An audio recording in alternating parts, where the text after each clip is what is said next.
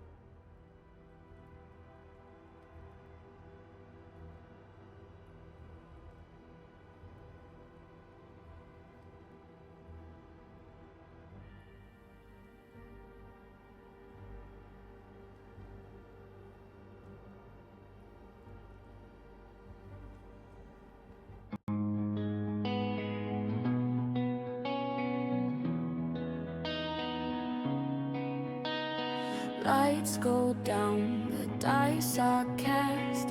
Every truth is never past.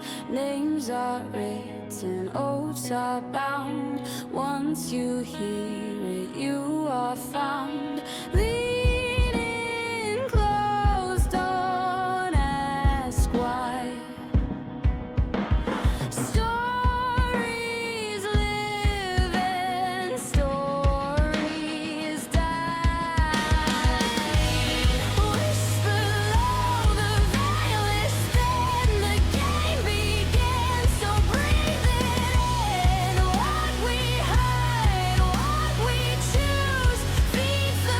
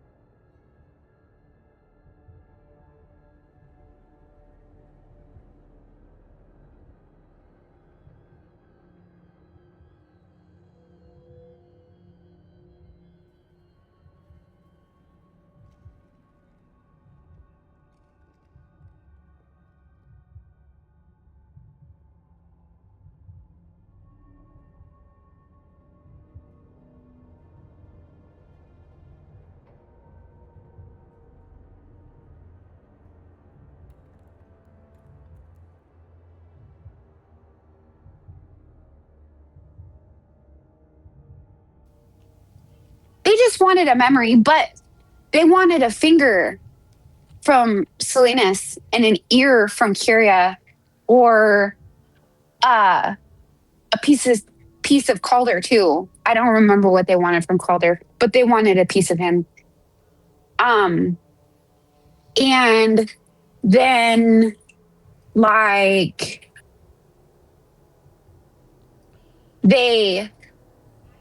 I paid for the tab, and all they wanted was a memory. I don't know what memory it was, and I don't know what they took, but Selena said it's not very good. Otherwise, I probably have an empty brain. And then I would forget how I met Mixie, and I would never forget Mixie, ever. So we agreed that I can't pay in memories anymore. So I think we just are trying to get out of here now. And we had to go find the tomb. Oh, wait.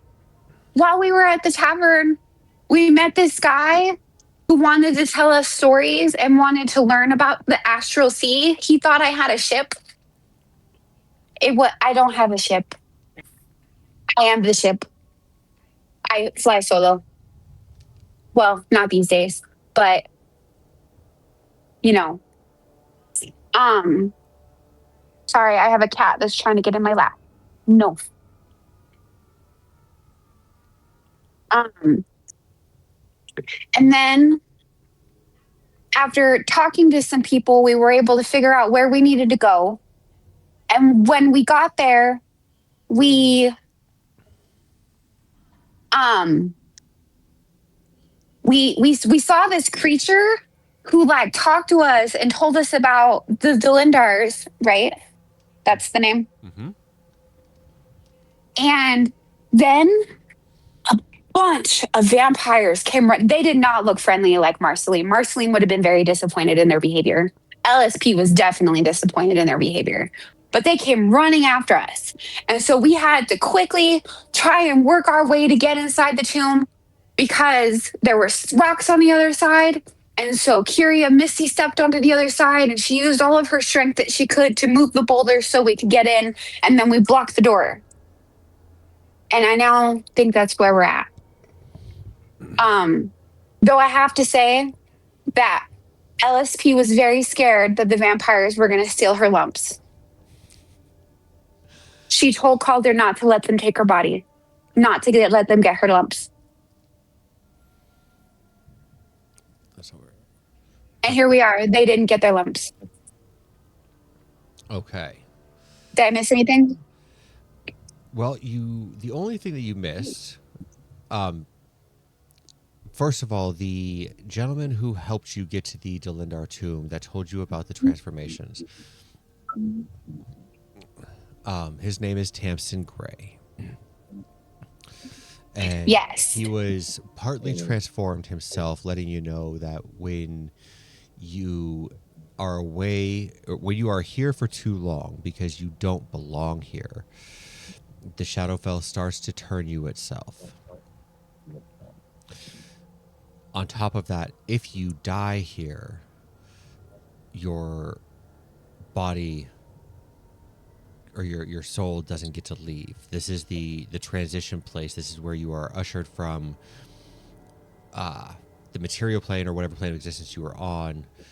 You go through here, you get judgment cast on you by the matron before you get to move on to the plane that you're supposed to be at. He had decided to sacrifice himself to make sure that you guys were able to get into the temple. Other than that, the only other thing that you had missed is the fact that you each have 2 points of despair against you right now, causing you to have disadvantage on initiative and death saving throws, as well as disadvantage on all other saving throws.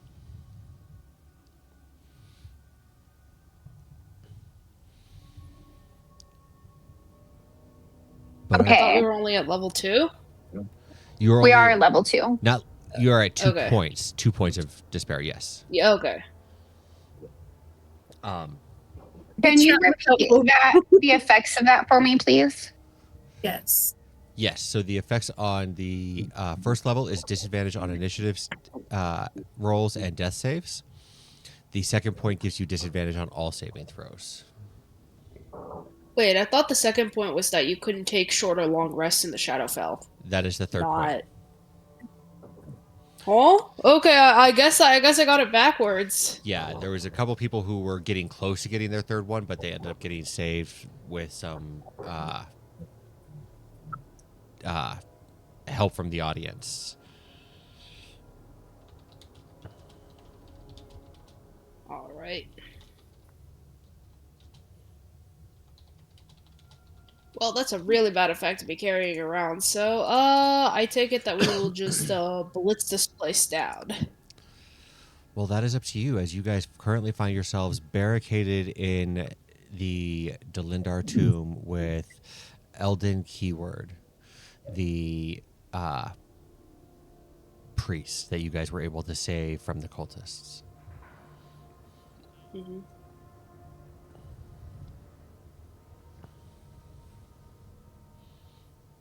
Is there any other entrance that we can see to the tomb, or is it just one way? So there was only one entrance in, but currently, right here, there is a door. Okay, got it.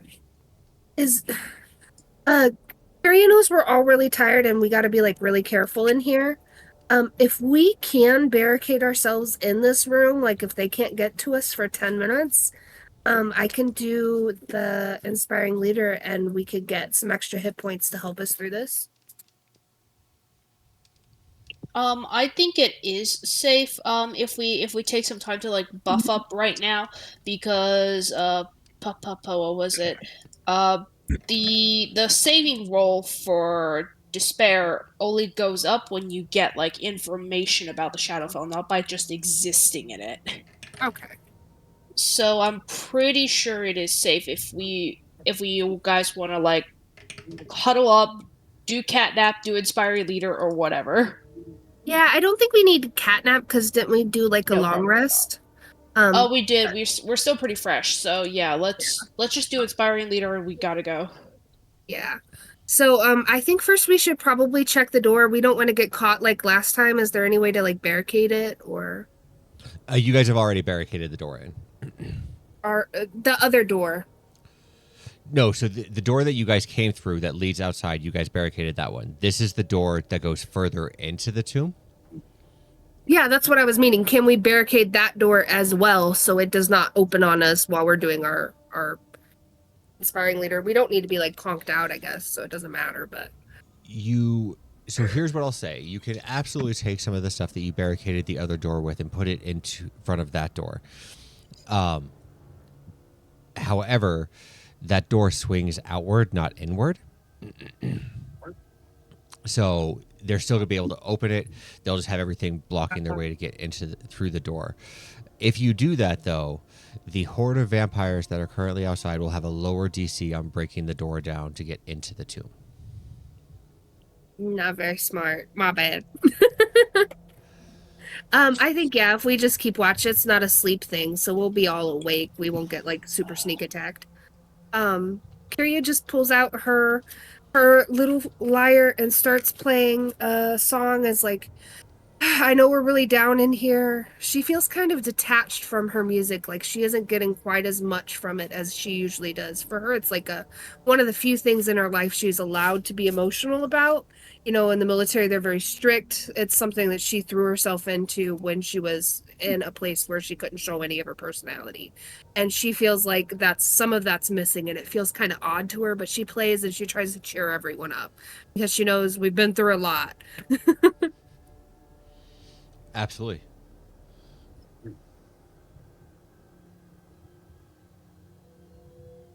And that should be 15 temporary hit points for everyone.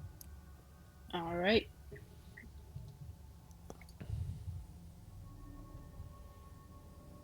$15:10. Shall we begin? 1 second. I want to make sure there's no buffs that I could possibly add. I can. No, I think that's it. I don't think LSP doesn't have very many support staff. Never mind. LSP is going to turn because that elf guy is still with us, right? Uh-huh. And she, even though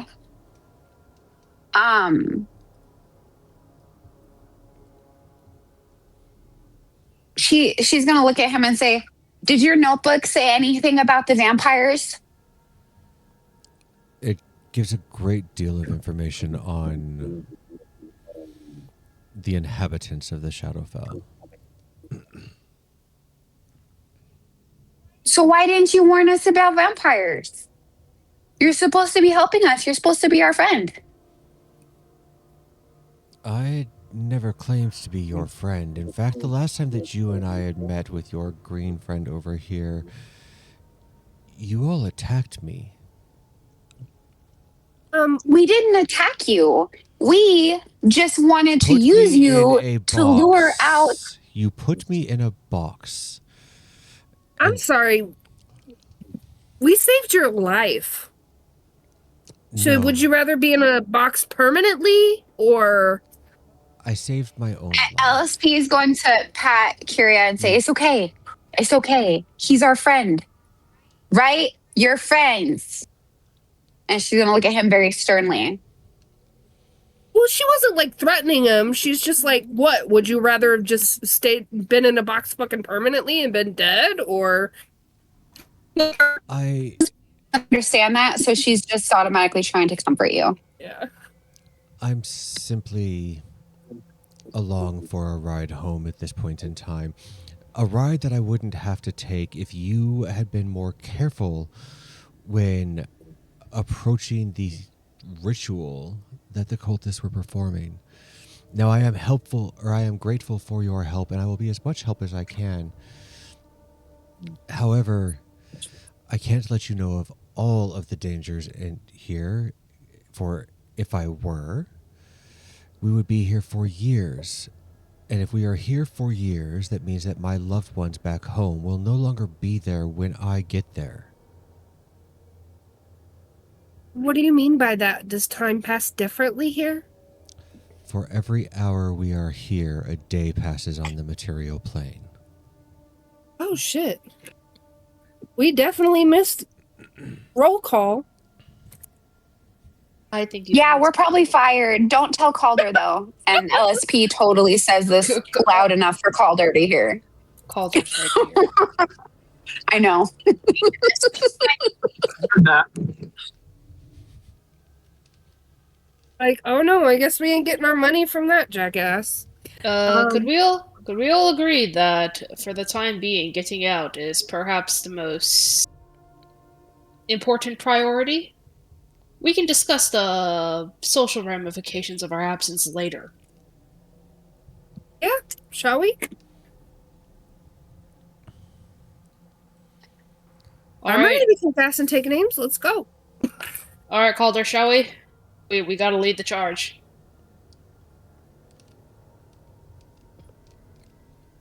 Calder? And all right, we seem to be in a pickle. So, all right, I'm gonna take my backpack up and rifle through it. I'm gonna get my multiple sections of my collapsible 10-foot pole screwed together for this, but I don't think it's necessarily safe to stay here. These doors aren't going to keep the vampires out for long. And we've got a lot of. We need to get out of here sooner than later. Definitely.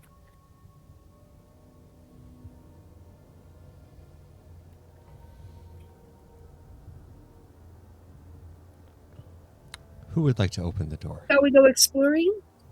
Sorry. Can I check the door for traps or You certainly can.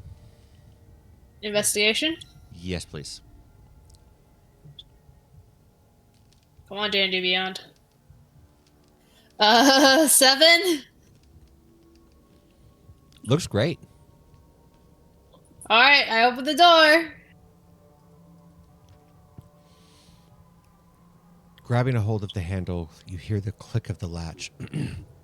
The door itself springs open inward just a tiny bit. And as you push through the door, you will see a staircase at the far end. All right. Does the staircase go up or down?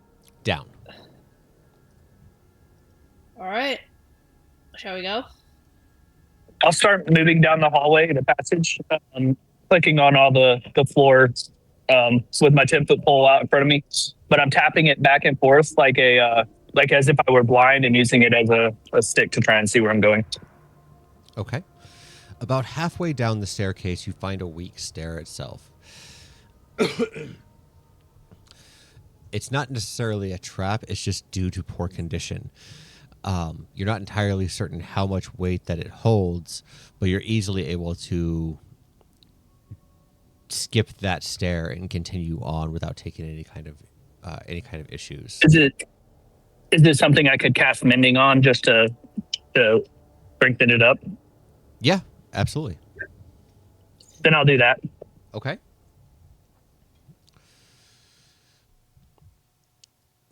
Calder will get his way down the stairs. Who is following Calder? Me. Okay.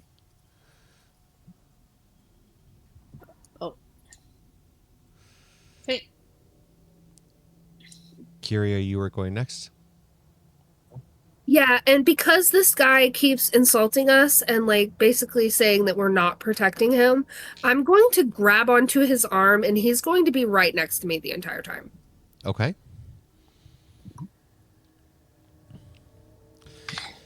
Making your way down Because I'm bound and determined this guy gets back to his family, so he can't blame us for the rest of his short, miserable life. Making your way down the stairs. Let me get a survival check from each of you.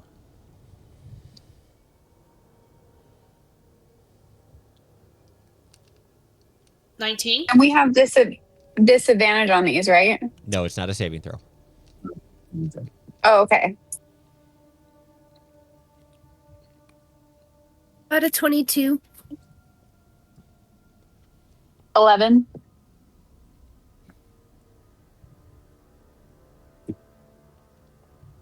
Okay.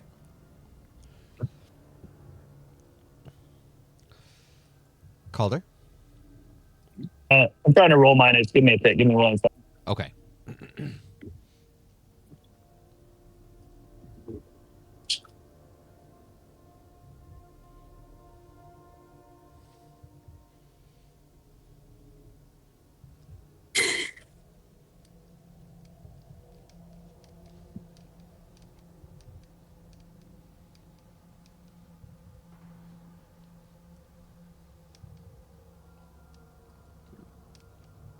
$17 on the die. It looks like.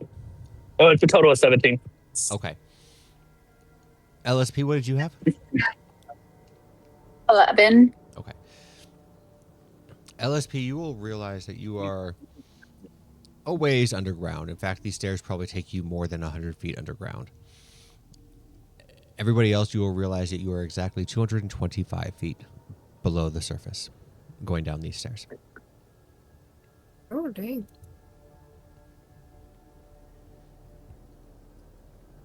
LSP is going to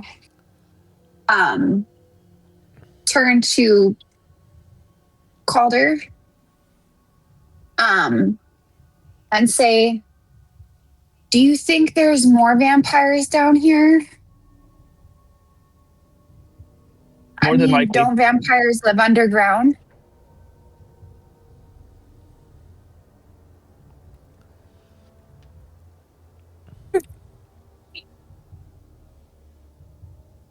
Well, LSP is going to wonder her. Oops, sorry.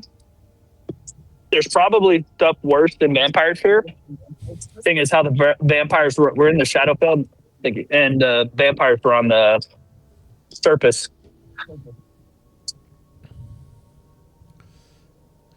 Who here has dark vision? Me. I do. So that's there. LSP has it. How about Calder? That's a negative. Okay. We have scrolls of dark vision still, though. Does Kyria have dark vision? No. Okay. So, as you guys go down the stairs, the chamber that you find yourselves in is dimly lit. For Salinas and LSP, because you have dark vision, this will appear brightly lit to you. Calder and Kyria, it doesn't impose disadvantage on any kind of attack rolls or anything like that. It just gives you a -5 to perception checks. Okay. Kyria has the cantrip light, so she's gonna once it starts getting dark and uncomfortable, she's going to cast that to follow her around. What are you casting it on? She'll cast it on her cloak clasp, so it's right here. You can see everything. I'm gonna help you out here a little bit, because Kyria herself would know this, that if you cast that spell right in front of you, it's going to cause you to have disadvantage because you're not going to be able to see past it. It is bright light within the first 30 feet. It's like holding a torch right in front of your face. Okay. Well, I guess if everyone else has vision, never mind then. You can still cast it. I just would not recommend putting it there. So, like, if you have it on like something on your shoulder or Okay. anything like that, that would be better. Cool. I didn't know that. That's Yeah. cool. Yeah, she'll cast it on her shoulder pads and her big cloak. Okay. Let me get this attached to you real quick so it follows you around. Thank you. Sorry, yeah, the mechanics on that I'm not too familiar with, so thank you. I appreciate it. Of course. And we're going to torchlight. As like a kind of really a new player, it's cool to see like the repositories of knowledge you all have from playing for so long that you just know this off the top of your head, because I could never. So I have it based off of my head because I actually have a peer support character that I play on Curse of Strahd, and he does things like that to help his party out, where he will cast light on something intentionally right in front of somebody to cause blindness. I'm gonna keep that in mind. Thanks. Of course. I usually cast it on a coin or something, and I drop it in a scroll tube and attach the scroll tube to my crossbow and make a flashlight that's on the end of the barrel. Mm-hmm. Now you do see a door right off to your east, and I need everybody's passive perceptions. 11. 16. 19. And Calder. What was the roll again? Your passive perception. 18. 18. So Calder and Kyria, you will hear some kind of faint noise coming from the other side. It almost sounds like music. Does Kyria recognize the type of music? No. Since she's a musician? As far as like the type of the type of music itself, Like or what the culture it might come from? Like vampires have specific music they're more partial to, I'm sure. So like, does she recognize any of that? No. Okay. It's dubstep. Right. The vampires are listening to dubstep. Like, I've been around for thousands of years, but this is the peak of musical ability. Dubstep. Is that really what it is? According to the vampires, I don't know.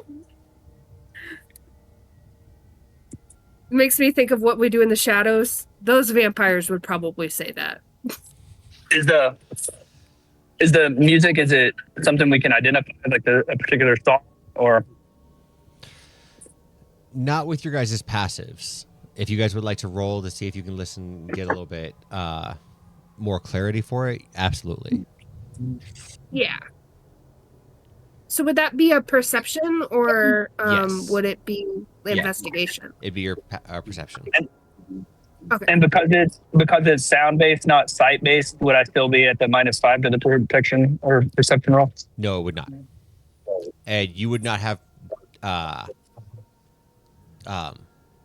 this or the -5 anymore with the light spell currently up. Oh, okay.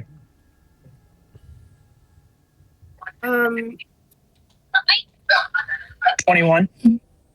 Harry got a 28. Okay. It is some kind of humming. LSP is gonna start kind of swaying to the beat of the music and dance a little bit. She's not taking it seriously at all. So curious, like, Calder's from. Oh, go ahead. no, you were first. Go ahead. Calder's going to take one of his candles out of his backpack and like get some of the wax off of it and roll it up and make earplugs and push it into his ears. Okay. Harry's gonna be like, the last time we interrupted a ritual, it didn't end very well. Do you guys think that's what this could be, or are they just like singing for fun? That I can't discern. I don't know, but I think it's a pretty sick beat, and LSP is going to continue dancing. Curious, like, I don't know. I think it could be improved by my loot, but I'm not on their team, so I'm not gonna help them jam better. I don't know.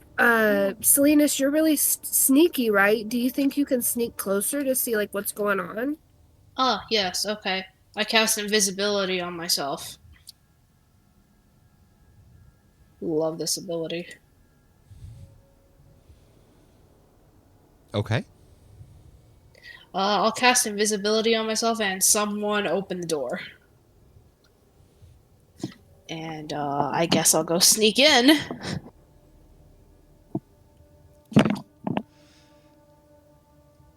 Who's opening the door? I have mage hands, so if anyone was opening it, I think I'd want to use mage hands so we didn't Oh, yeah. try anything. So yeah, Kyria would cast mage hand and have it open the door very, very slowly. Okay. Opening the door and Selena sneaking through. You see. You have dark vision. Okay, yeah. Yes. You should be able to see just fine in there then. You'll see a dancing specter in there as she's just kind of going around and dusting off some of the things inside the tomb. Unfortunately, you're not as sneaky as you think you are, having had the door opened. And she Well, she turns can't over see me. and looks at your general direction. Hello? Hello? Who's there? I'm just gonna quietly move along, and I guess doors really don't open by themselves in a tomb. But like, does she seem hostile? If you'd like to roll an insight check, you can. Okay, insight. I hate to be obnoxious, but at the sound of somebody saying who's there, LSP would have definitely followed you. Why? What was the point of the?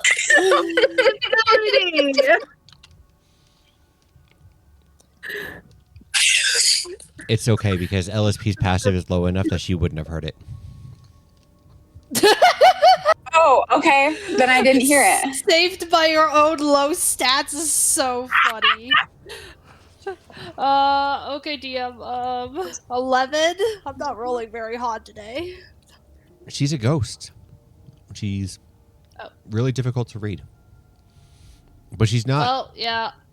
approaching like aggressively or anything like that. She's more approaching very cautiously.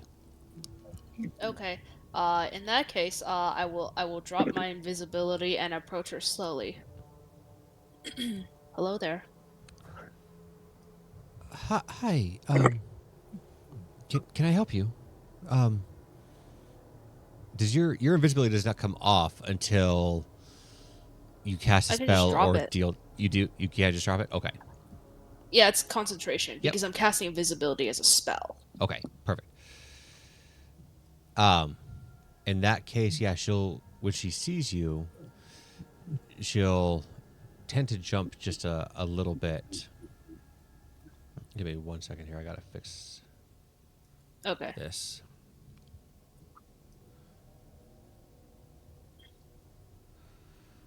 Put that right there.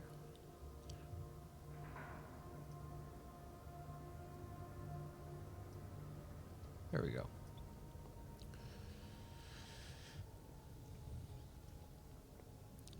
And she'll good? just she'll just fly right up to you. Who are you? Someone who's looking for something in this tomb is sorry for disturbing you, if that matters. Well, to be honest, I'm just going around kind of cleaning things. It's what I'm supposed to do. Are you familiar with this place? Most of it. Have you seen anything glowing, bright, purple in this place? No. Should I? I'm looking for something that matches that description. Looks like a giant gap in space. Feel any kind of strangeness in the deeper layers, perhaps?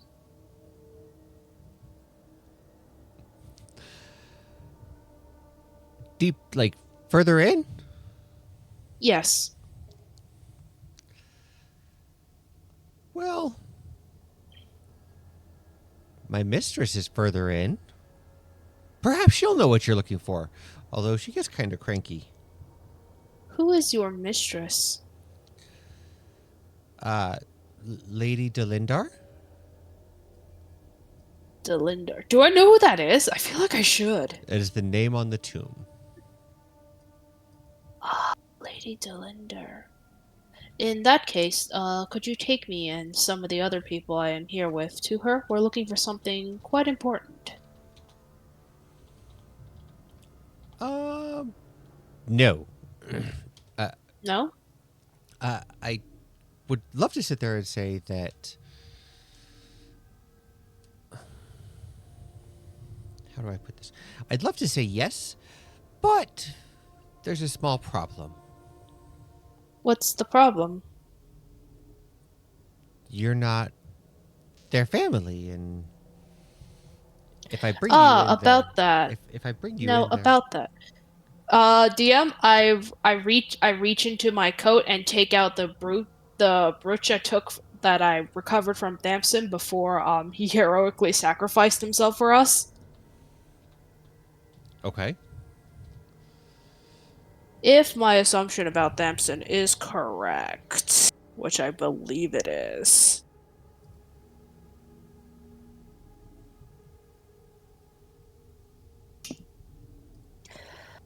Does this look familiar? No. Should it? No. Okay, so my recall for Thamson is that he is in fact related to the family that was supposed to be buried in this tomb. Apparently, I am remembering wrong. He found evidence that there was a crevice of dusk in here. He is not related. Okay, very cool. His changes started to happen while he was actually in here.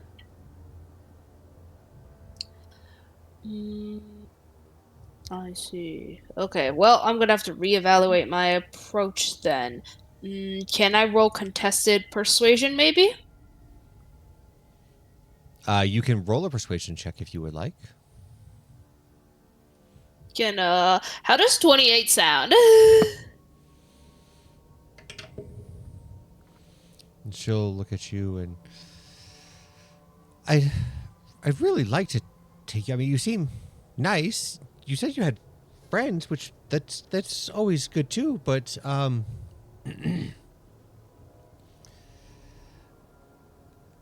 What to- I'm looking for is of crucial importance to perhaps the fate of the multiverse, and I would think that's a good enough reason to break protocol for anything.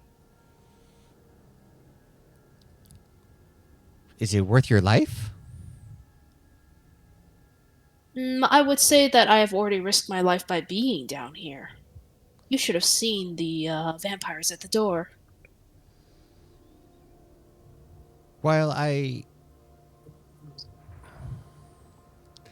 can appreciate the fact that like it's important, the thing is that well, Lady Dolindar's not exactly herself. Um, Well, I understand that risk. she's probably gonna want to harm you. And to be fair, I don't deal with the boys.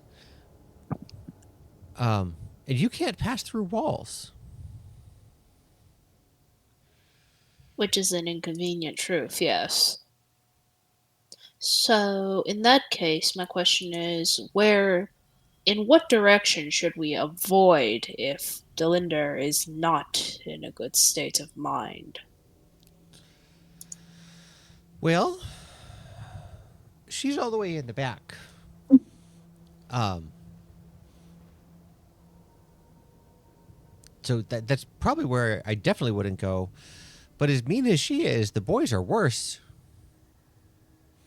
And The boys? the her sons. Her sons? You mean. Could you specify? She has two boys. It is the only room that I actually don't clean in the entire tomb. They're quite mean, quite vicious. And they're to the northeast. But to be fair, you don't really want to go to the southeast either. Are you sure you can't pass through walls? Absolutely sure. I had to walk down here and everything. This is going to be a problem, I think.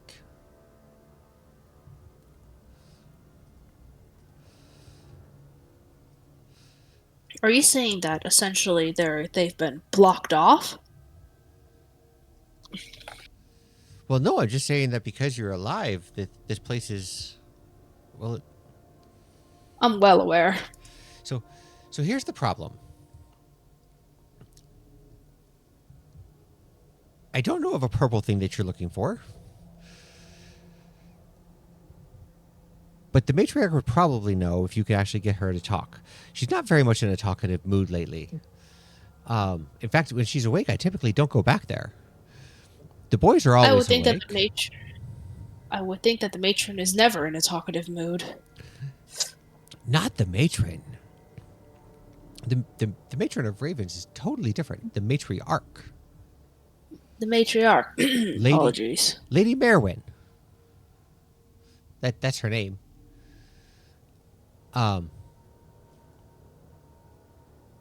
She.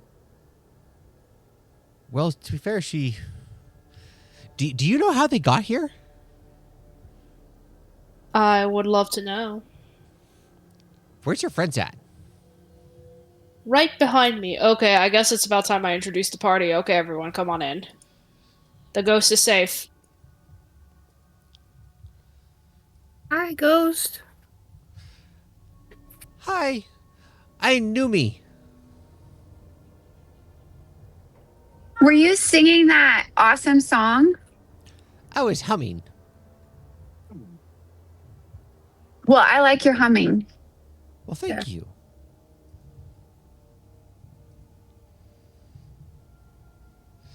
So, From there's a story that I was gonna tell you. Let me pop that door open for you guys real quick, so you can actually get in there. Pink. There you go. If you guys want to like come sit around, I'll tell you. She's cute.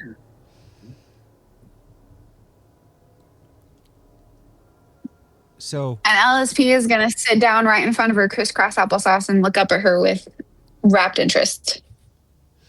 Calder, you can come in too. Yep, I'm coming in.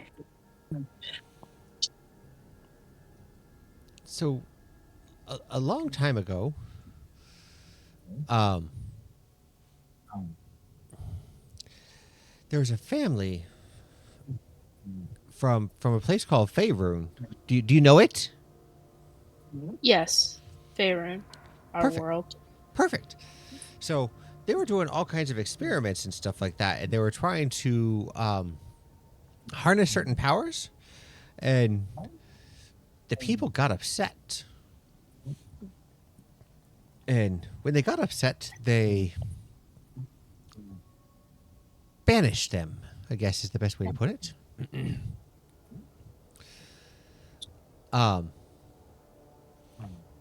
So what ended up happening is when they got banished, they sent them here to the Shadowfell.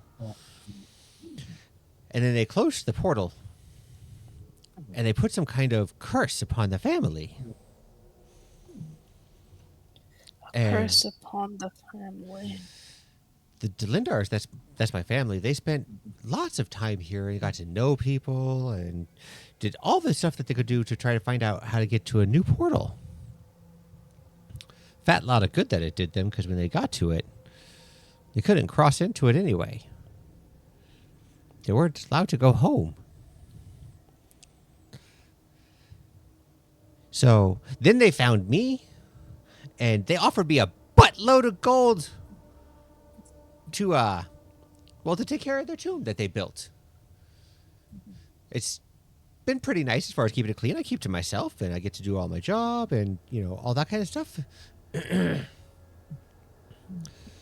Harry looks confused. What use do you have for gold? Well, to be fair, it's not really typically for me.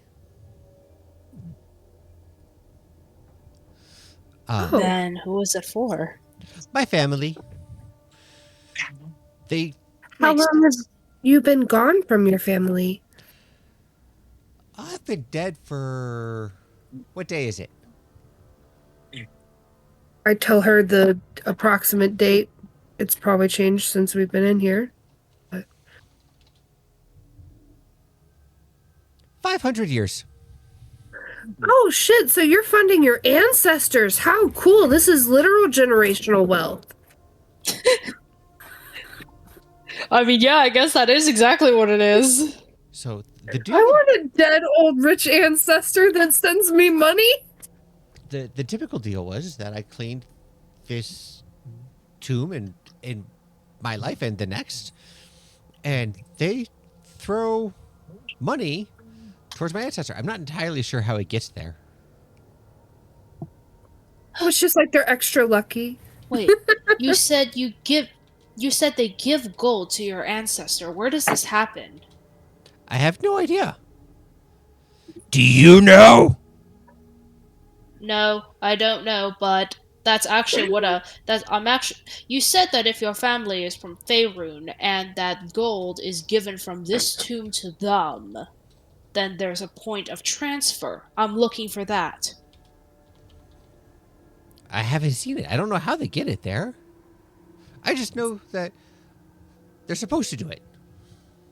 Yes, the fact that you state this now is essentially proof that there is a means of transportation here. Whether or not they're actually transferring wealth as they're supposed to is unknown to me. But if you'd like to be certain, you could help us look.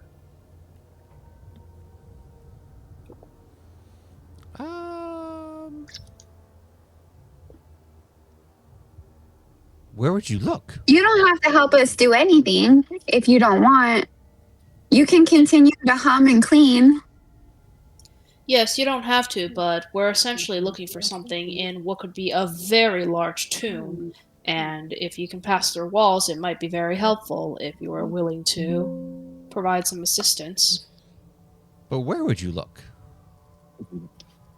We know that it's somewhere in this tomb. Unfortunately, that's the closest our lead has gotten. I don't know if that's very helpful, huh? Yes, and that's why I believe your assistance would be greatly helpful. Well,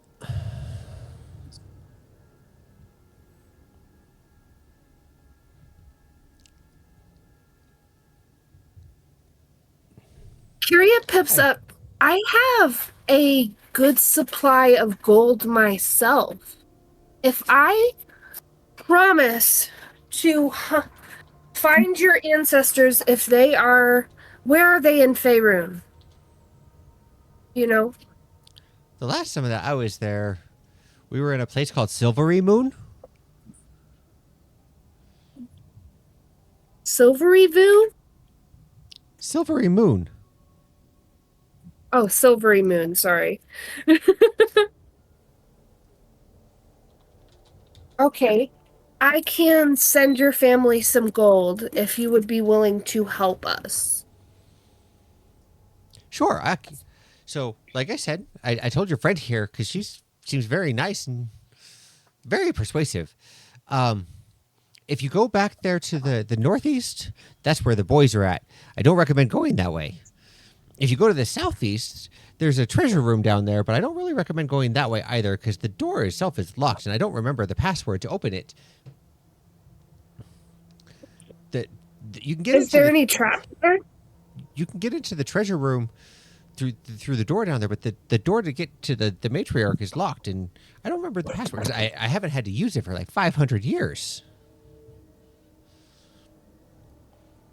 The door to get to the matriarch is locked, or the treasure room? Sorry. No, to get into the treasure room, that door's unlocked. I have to go in there and la-di-da, and clean all the treasures and stuff like that. But I don't remember what the password is to open the other door to get to the matriarch. But there's so the best way to do it is, like I told your friend, just to pass through walls. And Do you? SP is going to try and run into a wall.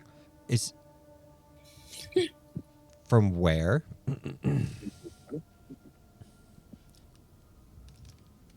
She's gonna try to run into this wall right here. Okay. Are you running full force? Yes. You will take 2 points of bludgeoning damage.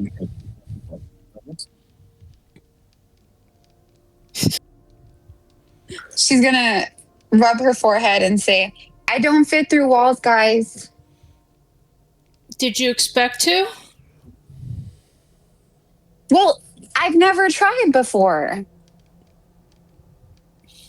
You just see Celine just like shaking his head. Mary Like, says, out of all of us, I would expect her to be the one to be able to go through the walls, not any of us. Like, if anyone was gonna, it was gonna be her.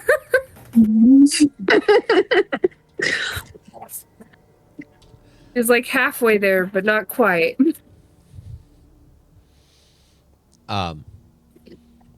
As far as traps go for it, if you don't have the password right, there's a trap. I don't remember what it is either, though.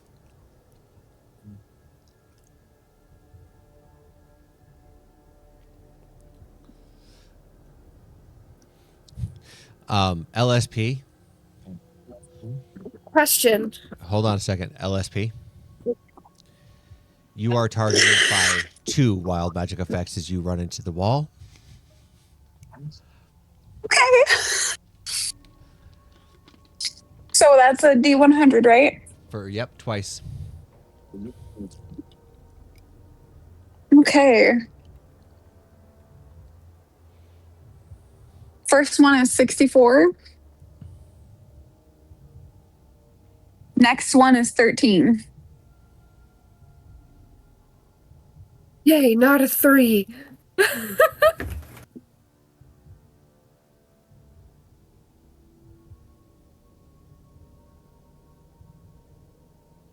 Okay. I need a Constitution saving throw, please.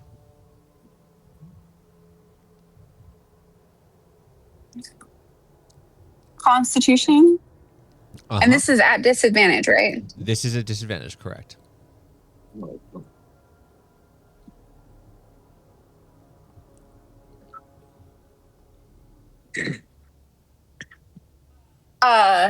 8.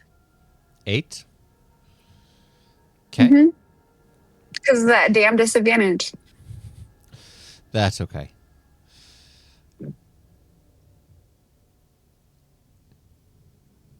Fantastic. So as you get up and kind of shake your head, you feel a little woozy, and your speed becomes halved for the next hour. However, on the plus side, you also feel insanely strong as your hit point maximum increases by 13 Like permanently? permanently.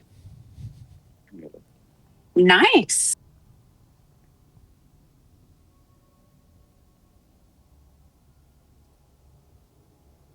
That's a great one.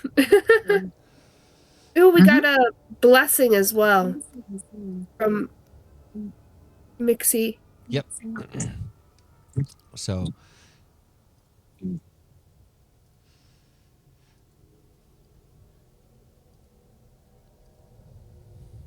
but anyway, she will take you back to the door back here and tell you this is the door this goes to the treasure room. The other one up there, that goes to the boys. That one will get you to the matriarch because it's only got one door. This one here has a door on the other side. It's much safer as long as you know the password. I'm gonna ask her kind of a leaded question. Your ghost, you can go through walls. Is there any way you can make us go through walls? I know we can't ourselves, but like, is there any magic you can do to help us? I don't know magic. I'm dead.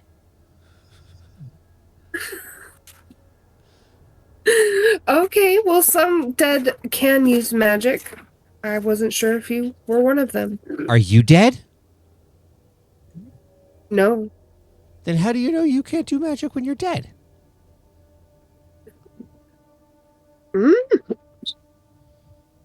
There's a lot of undead, and a lot of them like to try to kick our ass with magic. See that's the difference.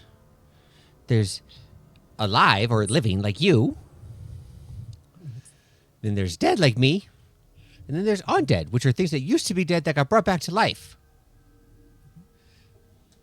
Ah, undead. Okay, so you're like the step in between. My bad.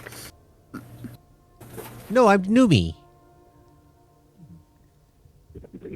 Yeah, she's Numi. My bad. My bad.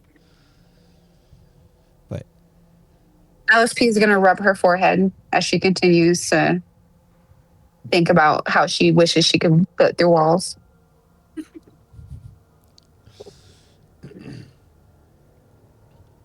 so, yeah, I'm going to go let my mistress know that you are here and that she could expect you. Oh, wait. Yes? Is your matron nice? Or matri, whatever you said? If you're part of her family, yeah, she's plenty nice. If you're not, she's not so great. Then maybe you shouldn't tell her we're here. Wait a second. Well, according to your friend, you're going back there anyway. She should probably know to expect you, right?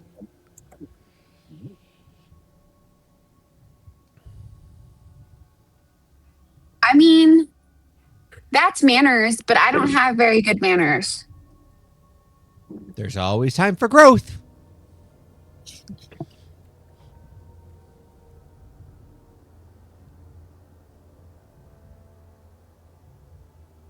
LSP is gonna look over at everybody else and kind of shake her head and say, I don't need to grow. I'm 3 feet tall. I'm plenty tall. That's funny. You're 3 feet? And she'll kind of like Yeah. whirl around, and when she stops, she's your height or your size. I'm 3 feet now too. And then she'll whirl around again, and she'll like fill the entire room. Now I'm not 3 feet. And then she'll whirl back LSP's around. gonna giggle and joy. She's gonna clap her hands and say, "Do it again." Well, I gotta go let Lady Merowyn know that you're here. Question. Yeah. Is there any way you would be willing to kind of let us be your ward? What's that? Like under your protection? Like someone that you would basically invite into the family? I can't And look protect after- you. Oh, we would protect you as well. That's what family is for. So you want to be part of my family? Yeah. Roll a persuasion check.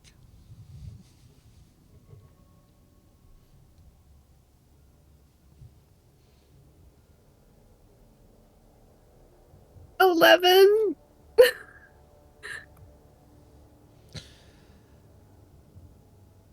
You just want my gold. That's all you want. That's all you I care don't- for. I would be willing to give you all the gold in my pocket. That's not what I want. Yeah, besides, her best friend is a princess and I'm rich. So you want my gold then? So you can be more rich? No. No, she's actually really friendly. She gives homeless people food. Well, I think it's okay. My family's all in Silvery Moon. And you're here now. You can't be family. I just meant maybe it would make it easier for us to get along with your matron so we don't cause any fuss or stress her out. If we were part of the family, she might accept us more. I'm not a part of her family. I'm a part of my family. If you want to be a part of I her thought- family for it, then...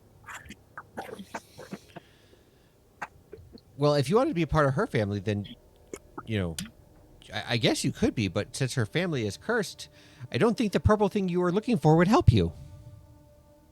Yeah, that would probably be the worst thing in the world I could probably do.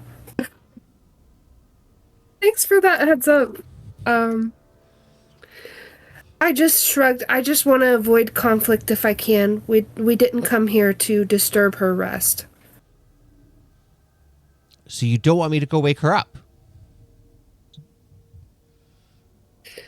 Kyria pauses and says, "Give me just a second." She wants to go talk to the group. What y'all want to do? LSP is gonna say, if she's sleeping, definitely don't wake her up because people are cranky when they when they get woken up.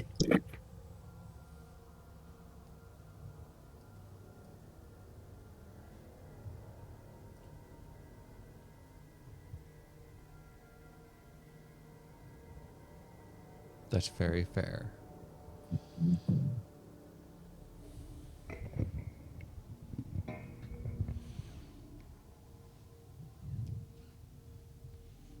Salinas, what do you think we should do? You're really smart. I am running over all the information we currently have, and right now my current conclusion is that no matter the path we take, we need to find that crevice of dusk, and we need to delve deeper into this tomb where it likely is. Do you think it would be a good idea to go to the prize room first so we can see if we can get anything to help us with her? We could if you wanted to, but it is of my opinion that the less time we spend in the Shadowfell, the better. It's not as if you can't find incredible things in Faerun, you know. But we need this item, and if we're going to have to face what else is in here, we might as well have something to help us out, right? Alright, I suppose that is fair. In that case, then certainly. Because it's almost certain that one of these assholes has it. So we're gonna get into some trench. So. That does sound like the logical conclusion. In that case, then I suppose your interpretation is sound. What do you think, Calder? I think we need to take advantage of anything we can use to get out of here. LSP is gonna slowly go over to Calder and kind of pull on his sleeve a little bit and look up at him with the big ooh eyes and say, "You wouldn't let us die, would you?" I'll do my best to. Then I feel safe, and we probably shouldn't wake her up.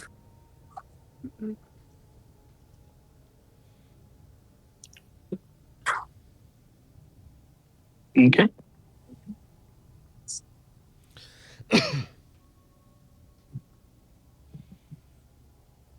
Where would you guys like to go? It's the prize room, right?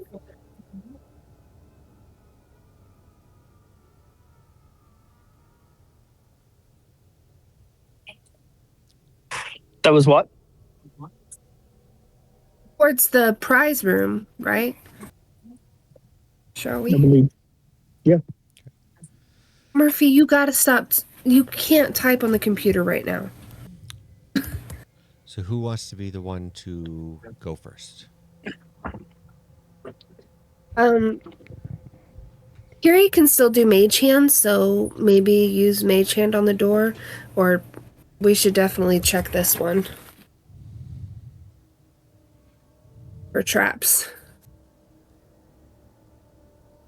If any door is going to be trapped, it's the trap. It's going to be the door that's in front of all their stuff that they don't want to get stolen.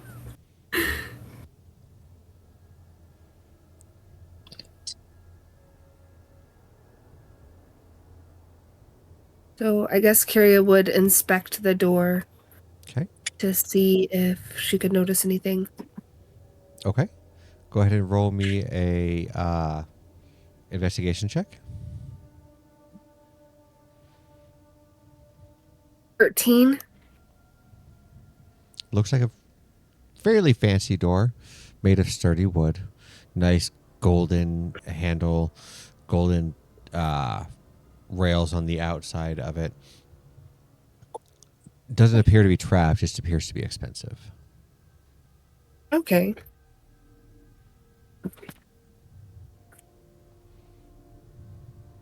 What do you think, guys?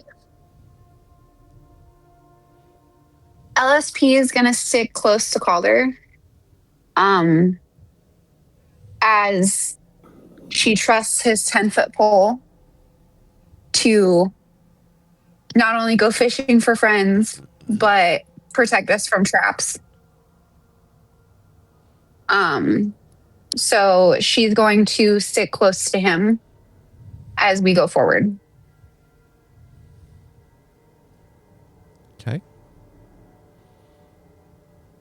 Using your mage hand, you can open the door.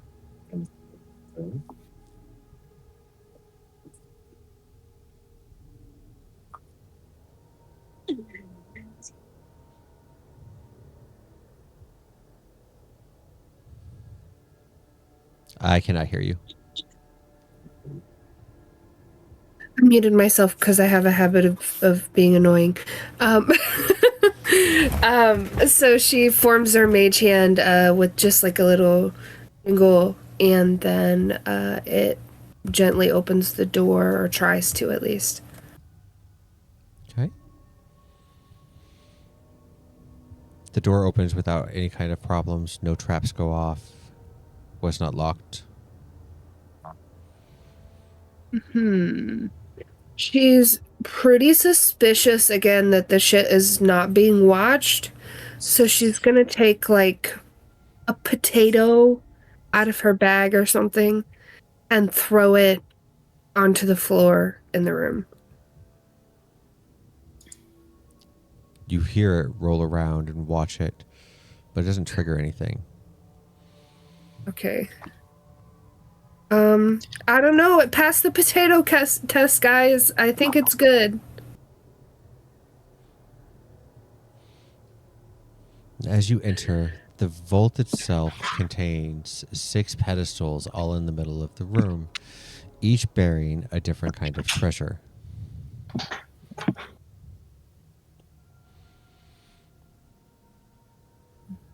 This feels like the genie cave in Aladdin, where like something in here is definitely cursed.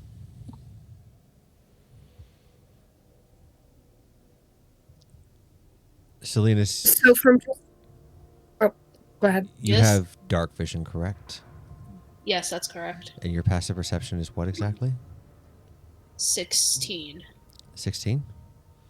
Yes. With the light cantrip, what is Kyria's passive perception? 19. Okay. And Calder, you have a fairly high passive as well, correct? 18. Yes. 18? Okay. So, in the room, on the floor, inscribed and like carved into the floor itself, says, "What good are treasures when home is denied?" On one of the pedestals, you will have several stacks of gold coins. On another pedestal, you will have a helmet that is made of gold.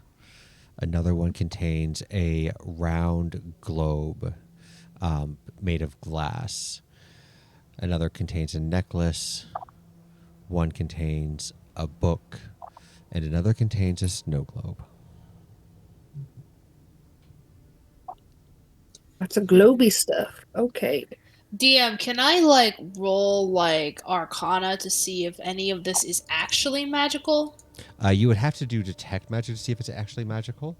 Arcana would be used to figure out what kind or what it might be after you know the school of magic. Okay.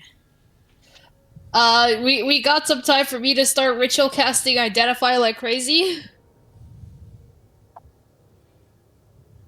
LSP is, unless anybody stops her, gonna go try to pick up the snow globe. Because that's the prettiest thing that she sees. She's not interested in gold coins. Calder's going to reach out and grab her shoulder before she walks over there and does that. And would be best if we're going to lift it, why don't we pick it up with the mage hand?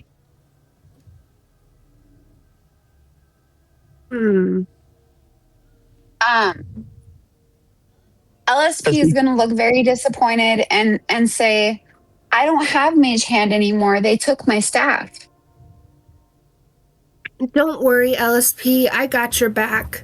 I think though, if we're gonna try this, maybe we should get out of the room. So if anything does go down in here, it doesn't get all of us. Yes, that would be ideal. Should I start? I think my instinct is saying I should probably identify the book and the necklace, since that's like reading to me overtly as potentially magical. Okay. The globe as well, though. DM, I will cast Mage Hand as well, and I'll take the necklace off the pedestal. With you guys all in the room?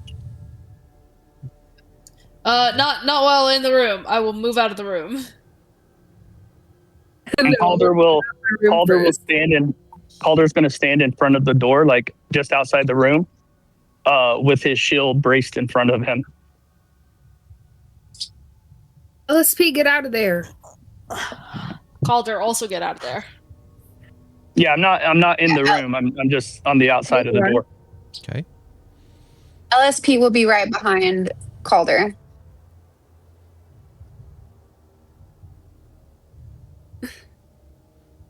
Let's see here. A little stopped up here.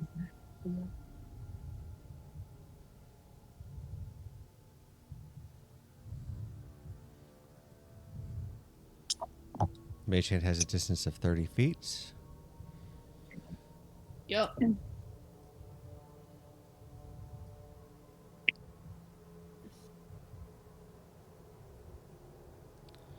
Give me something I can work with here.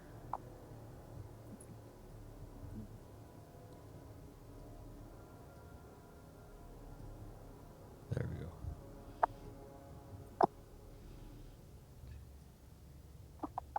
Okay, perfect. As you grab the necklace off and the snow globe, nothing seems to happen.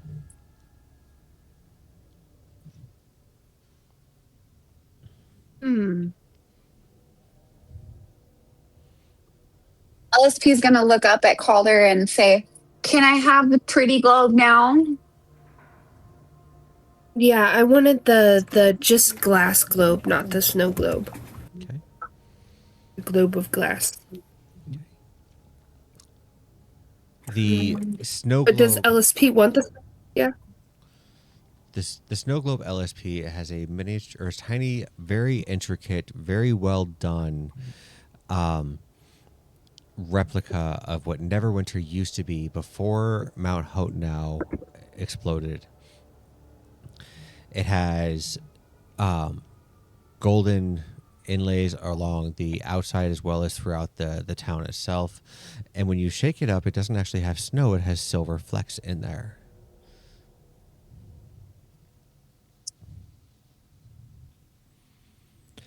The necklace that Salinas had grabbed has a fine platinum chain going around it, as well as a blue jewel encrusted on the front of it.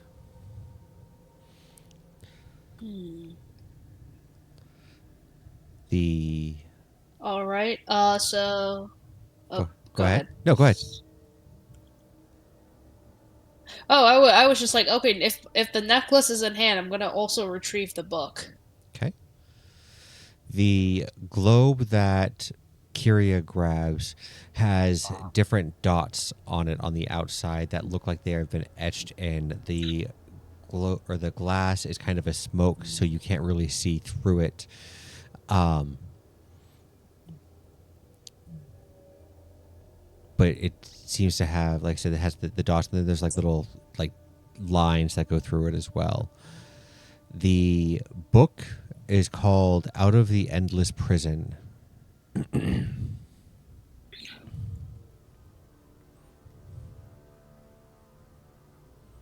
But still, Okay. nothing So these are precise. probably all the artifacts she gathered to try to get out.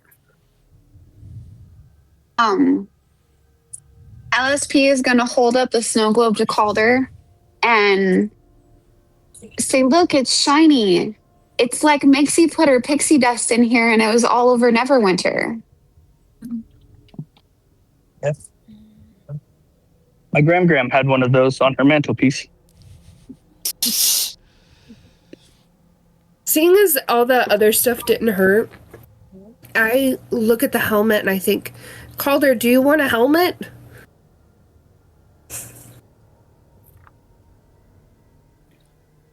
It's a little gaudy, but I It think might it'll prove serve useful. you well, perhaps. The mage hand picks it up and tosses it at Calder. Okay. all right. It is a helmet. Now, made DM, of I would like to solid gold. ritual cast identify. On what? A helmet made of solid gold. Solid gold. That would be heavy as hell. Uh-huh. It would be soft as hell too. Which is, Someone hits me with that, it's going to cave in my skull. but it's also why she can't pick it up with a mage hand. Oh. Oh, Yeah. Well, keep it anyways. You seen gold prices lately? Anyways. DM, I would like to cast Ritual Identify on the necklace. Okay. Taking some time to sit down, sprawl out your components.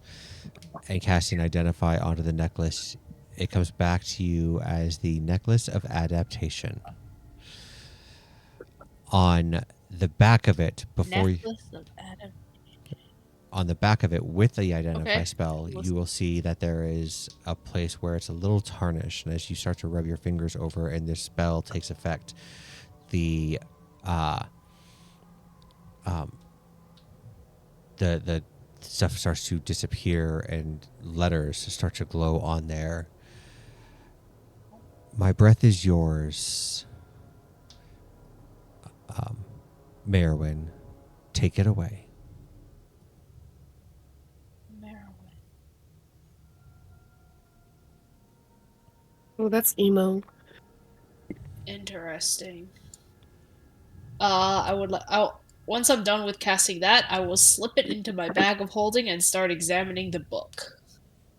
Okay. The book itself outlines methods of escaping the prison plane, Carci. It has drawings of different cells that were in there, how everything is lined out, guard rotations, as well as where different doors and things like that are at. And then it has shown 3 different possible portals. Carcery. This is some obscure reading, to say the least. And what was the name of the book? Out of the Endless Prison. Well, I will document that and put it again into my bag of holding. And the party's probably wondering where Salinas is keeping all his stuff. LSP is going to go back into the treasure room and after looking up at Calder and saying, "It's safe now, right?"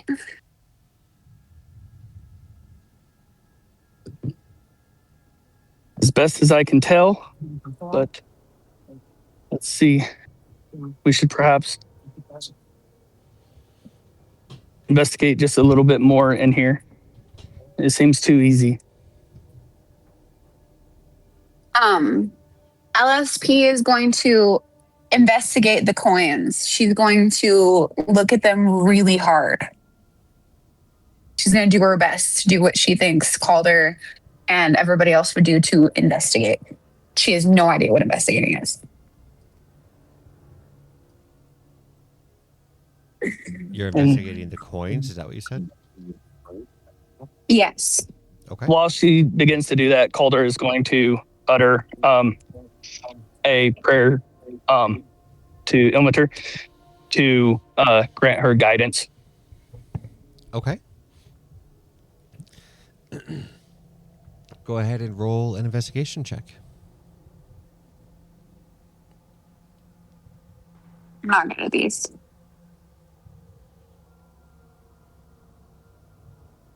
Natural 20 for a total of 19. Plus your D4 for guidance. Oh, D4, right? Uh-huh.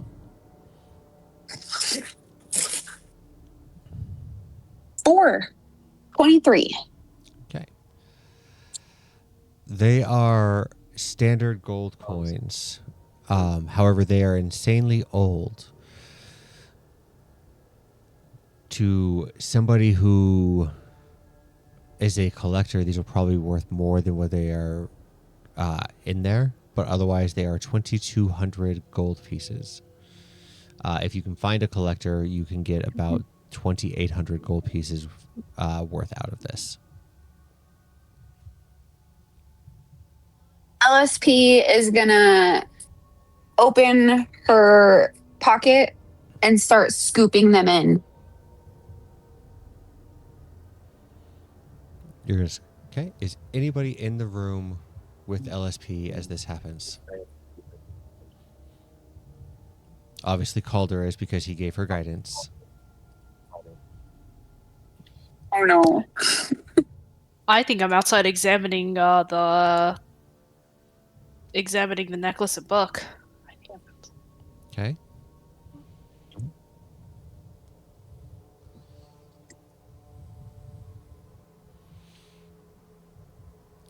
Anything else? Anybody else?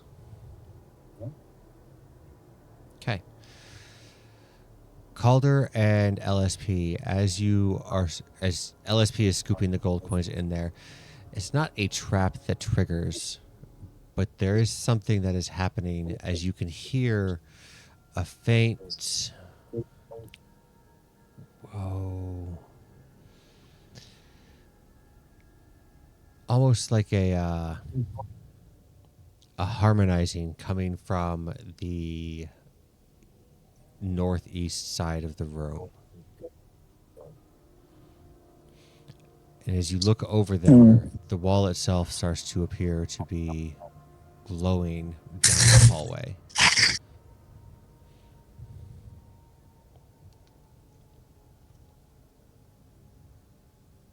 LSP is going to look up at Calder and ask him with with a look, pretty much conveying, should I put oops? Should I put them back?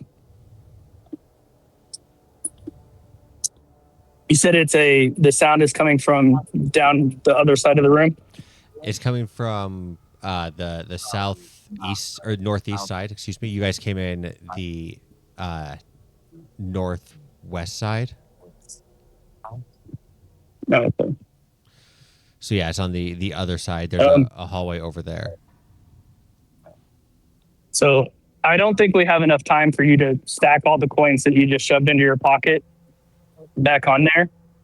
How close am I to where the helmet's on the pedestal thing? 10 feet. All right. I'm going to just blindly run over there and grab it. Okay. And then run back, pushing LSP back towards the doorway we entered in from. Okay.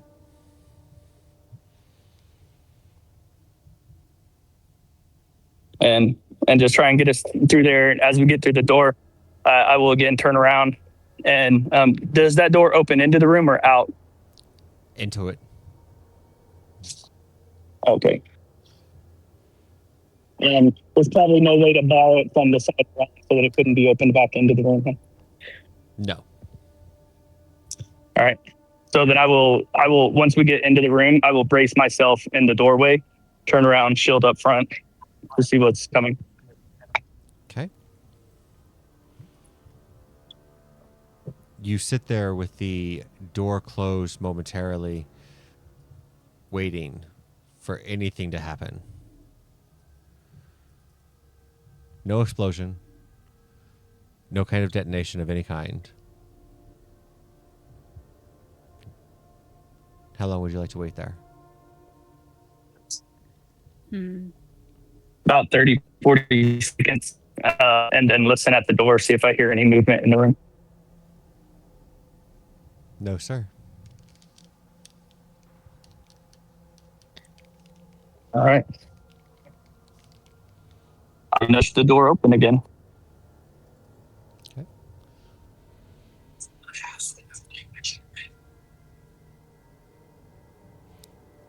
With it open, your higher perception, you're still able to hear the tone in the room.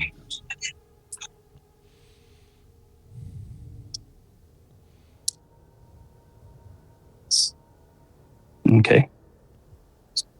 And do I know like what that tone sounds like, or have I heard anything like that before?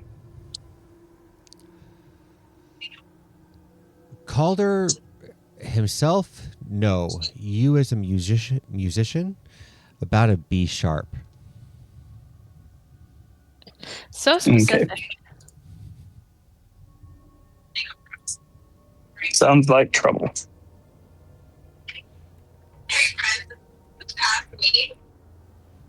So I will I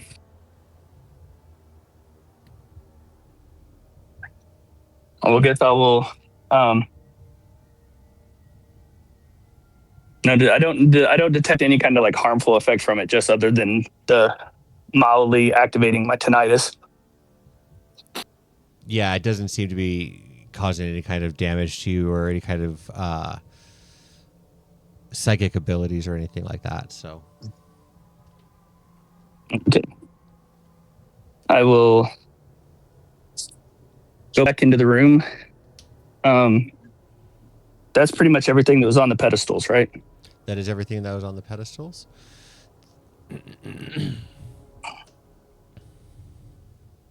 All right. I will go across the room and look down that passage where I heard this sound come from. Okay. You will see some glowing letters. LSP is going to follow close behind. Okay. Sorry. You will see some glowing letters on the wall back there. It is in 2 lines. The top line says dolindar. The second line says no world to return. As you look at it, each individual letter seems to be on its own individual tile on the wall. Okay. Do these look like push tiles or they're just ornately engraved? If you would like to roll me an investigation check, you are absolutely welcome to. All right. I will pray to Ilmater to help me on this one.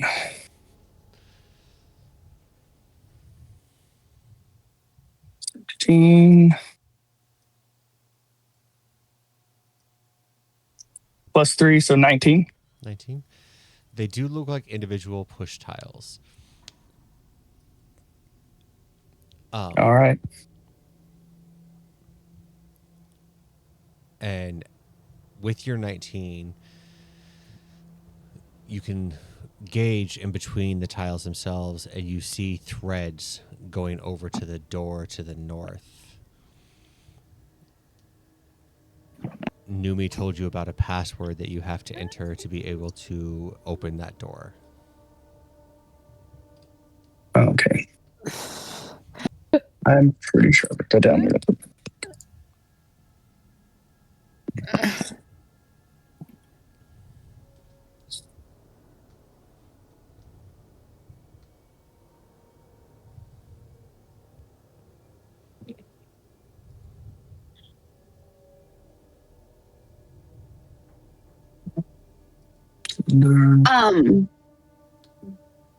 LSP I is didn't. gonna look up at Calder and say, "Is it a puzzle?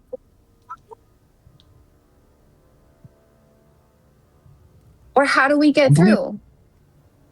I believe it's something we need a password for.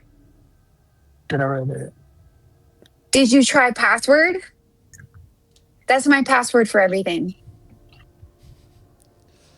I don't think that one would work.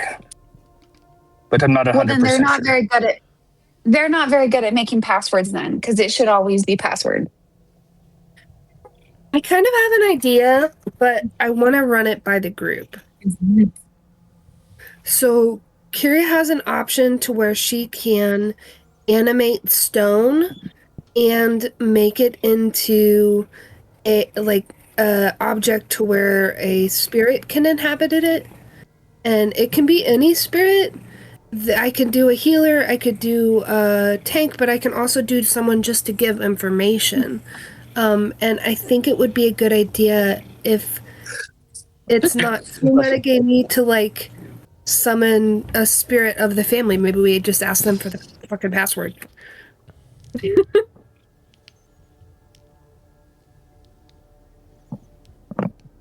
What do you all think? Are you sure that's how it works? It just says that it's any ancient spirit, and that Can you control what spirit it is, though? yeah, I can choose one of the 3 spirit types.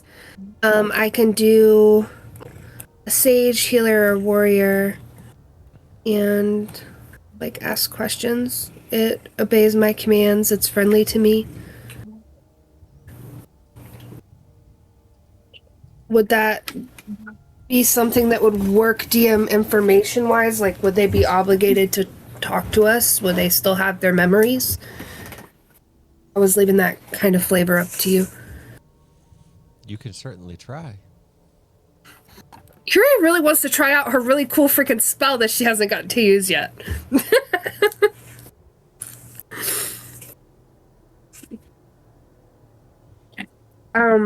Well, you probably shouldn't animate the stone that is the tiles. No. I'm thinking the stone pedestals would work.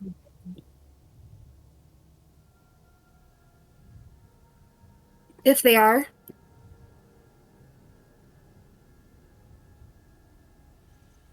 They are stone. Is this your statue one that you and I had talked about before? Yeah, so I have an ability where I can shape stone into a statue. And then I have an ability where I can have a spirit inhabit that statue. Correct. I just wanted to make sure I'm thinking of the right thing. I can send you the information real quick too. Oh, I have it. I got it from when you sent Okay. it to me originally. Awesome. So you can absolutely try. The pedestals themselves are made of granite, which is a type of stone, to create them into a statue of whatever you would like to, or whatever you would choose. I need you to read me that spell though, because I'm trying to figure out time wise how long this is going to take. Yeah, for sure. Sorry, just a second. Stone shape, its touch, it's instantaneous. I touch a stone object of medium size or smaller, a section of stone no more than 5 feet in any dimension, form it into any shape that I like. So it would be like a small statue. Okay. I would do one of a pretty lady in armor. Pretty lady in armor. Okay. Yeah. Real vague with it, but Kiria's not an artist, so it would probably look like a child did it. But it would be habitable.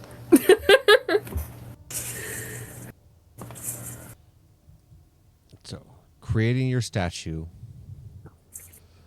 Yes, and I'll cast it so it's off my spell slot. Doo-doo-doo. Got it.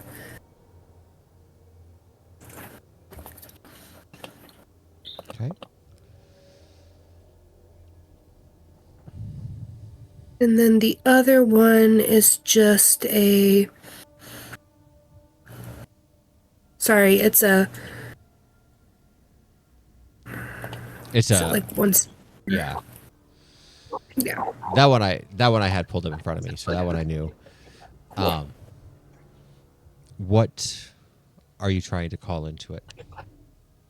I'm going to call into it... Okay, I would be talking to the party. I would say, any of them can tell us secrets, but what do you think we need more? Should we have a companion that helps us fight, heals us, or you know, is more information based only? I think something to assist with healing would probably work the best, because I would not be Okay. able to recover any spells to heal if needed. Yeah, so I would do the healer, and to get information, but also to have some healing backup.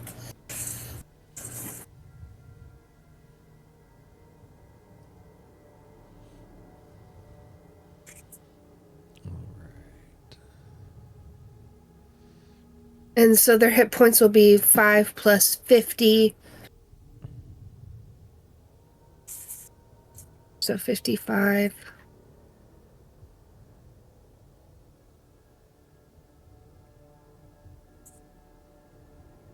And while within 50... Oh, wait, no. My bad. Ignore me. I am. Oh, not Thanks. ignoring you. Sorry. So the healer itself would, your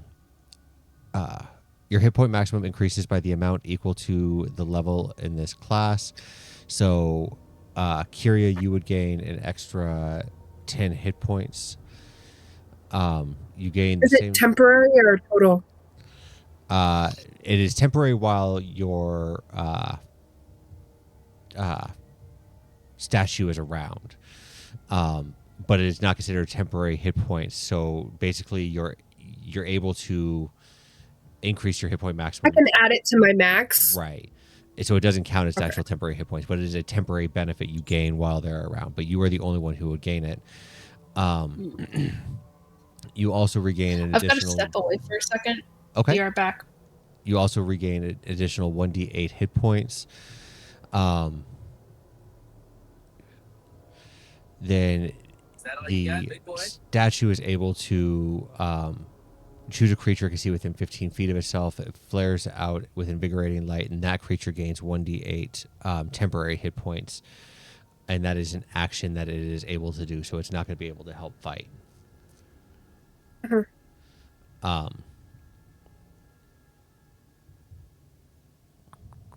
And I gained 10 hit points. You do gain 10 points. Yeah. 4.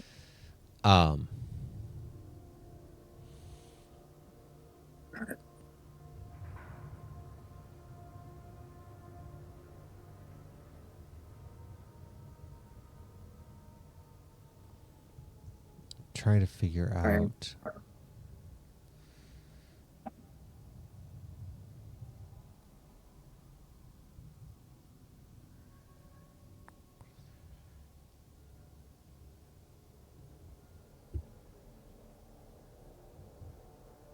Okay.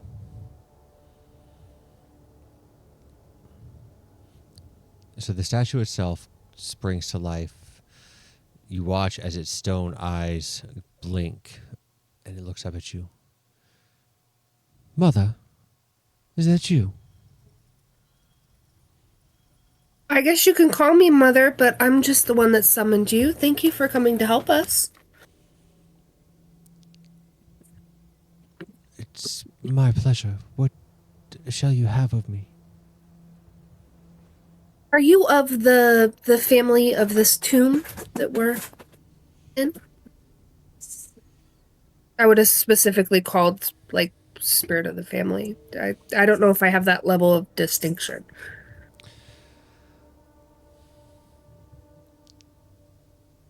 I am I a member of the Dolindars, yes.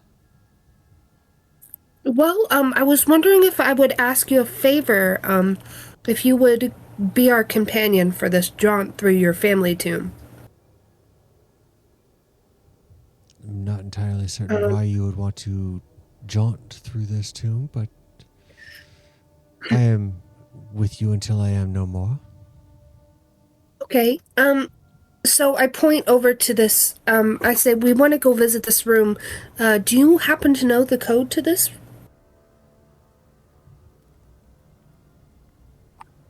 There's only 2 people who would know the password to that, and one is Kaveda and the other is Merowyn. But I'm certain with some time I could probably help you figure it out.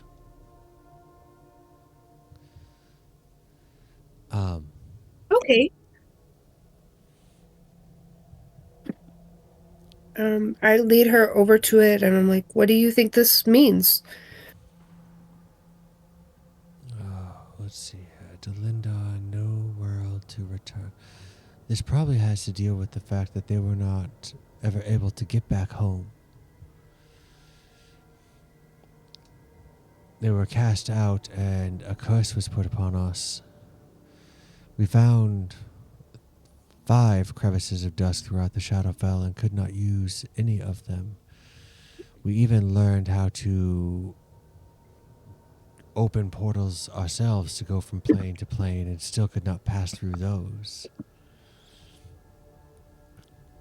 We figured out how to teleport and could not pass through those portals either.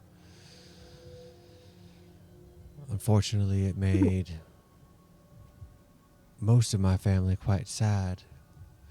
I rather liked it here and decided I didn't want to spend my time in this tomb and went out and made friends amongst the inhabitants of this strange land for as long as they could have me and before I changed. Could you tell us about some areas in the area to avoid, or like give us any information about who's running things here in this general area? Unfortunately, I haven't been back here for many years, so I don't know exactly who is running it, but there was a rather friendly ghost the last time I was here. She was really the only spirit around. She'd go around and tidy up the different altars and different sarcophaguses and things like that. Yeah, she's pretty common. Sorry, that sounded wrong. My brain's froze. Yeah, we've met her. She's very friendly, but she doesn't remember the code to get into the room. Unfortunately, I had never known the code for it, but like I said, I wanted to get out of here before living a sad and lonely existence. Being trapped down here and isolated. Well, trapped, I guess, isn't so much the word. They were free to leave whenever they wanted, but they chose not to. So, do you know any like secret way out of here besides the front entrance? Out of the tomb? Mhm. No, it's just the front entrance or the portal. Oh, portal. Where's that? Well, the last that I had seen it, it was in the far room. They had a cruel sense of humor, as it was Merwin's, what do you call it, experimentation that got them banished. So they had this cruel joke, I guess, that they would play on her, where they placed her coffin on it, so that way when they laid her to rest, her body still wouldn't be able to go home. Kavada thought it was funny.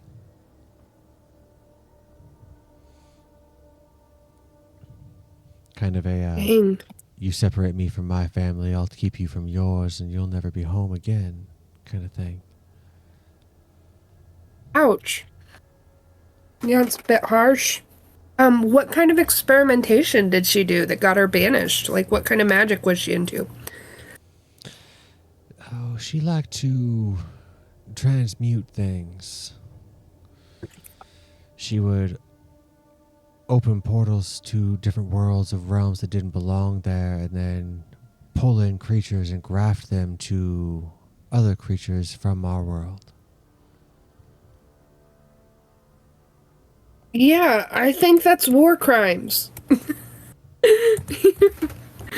Crimes against several species. No hate on your homie, but that's kind of sick. LSP.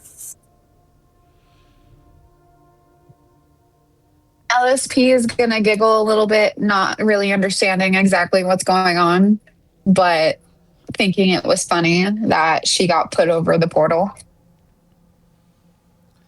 She Okay. deserved everything that she had gotten. But that's not to say that the Okay, rest of I us wasn't did. gonna say it, but you said it, so it's okay. But I don't feel that the rest of us deserve to have that sad of a life. I was born here No, you should many years after they were sent here, and I still wasn't able to go home.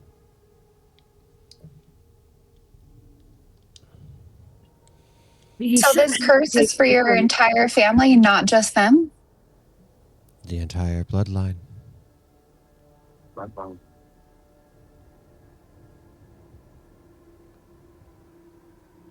That's kind of rude. The people were quite angry, and rightfully so, but I still don't feel it was just.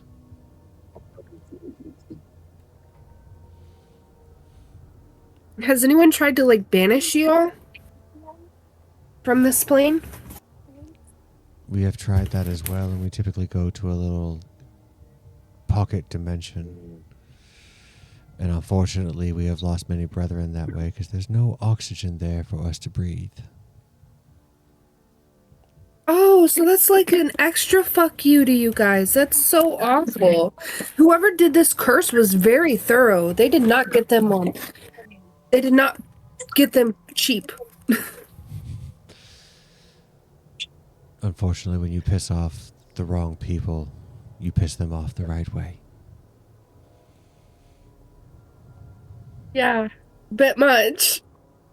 It's like a very thorough curse. Do you know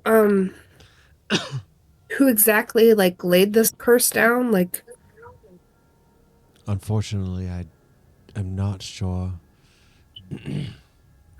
But as far as your puzzle over here,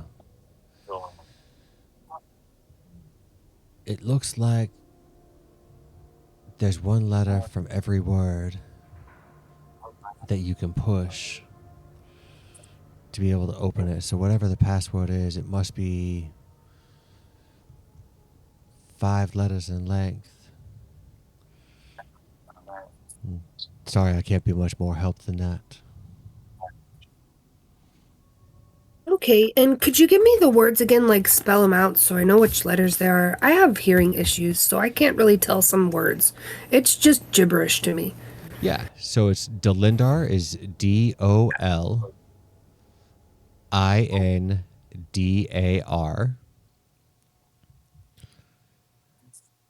No world to return. Okay, I know how to spell that, but the name it was off. So no world to return.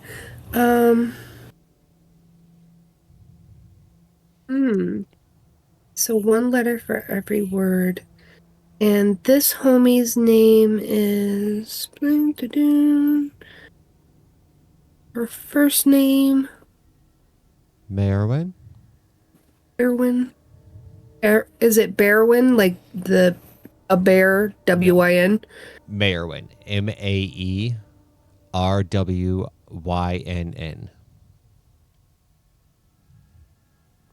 Okay, thank you. Yeah, again, proving that I can't hear for shit. This is why I'm not good at telemarketing. Not good at telemarketing? It's okay, I'm not good either. Yeah, so maybe something to do with her name, but there's no W's. So probably not. What do you guys think? I think that if there was no world to return, then maybe they were stuck.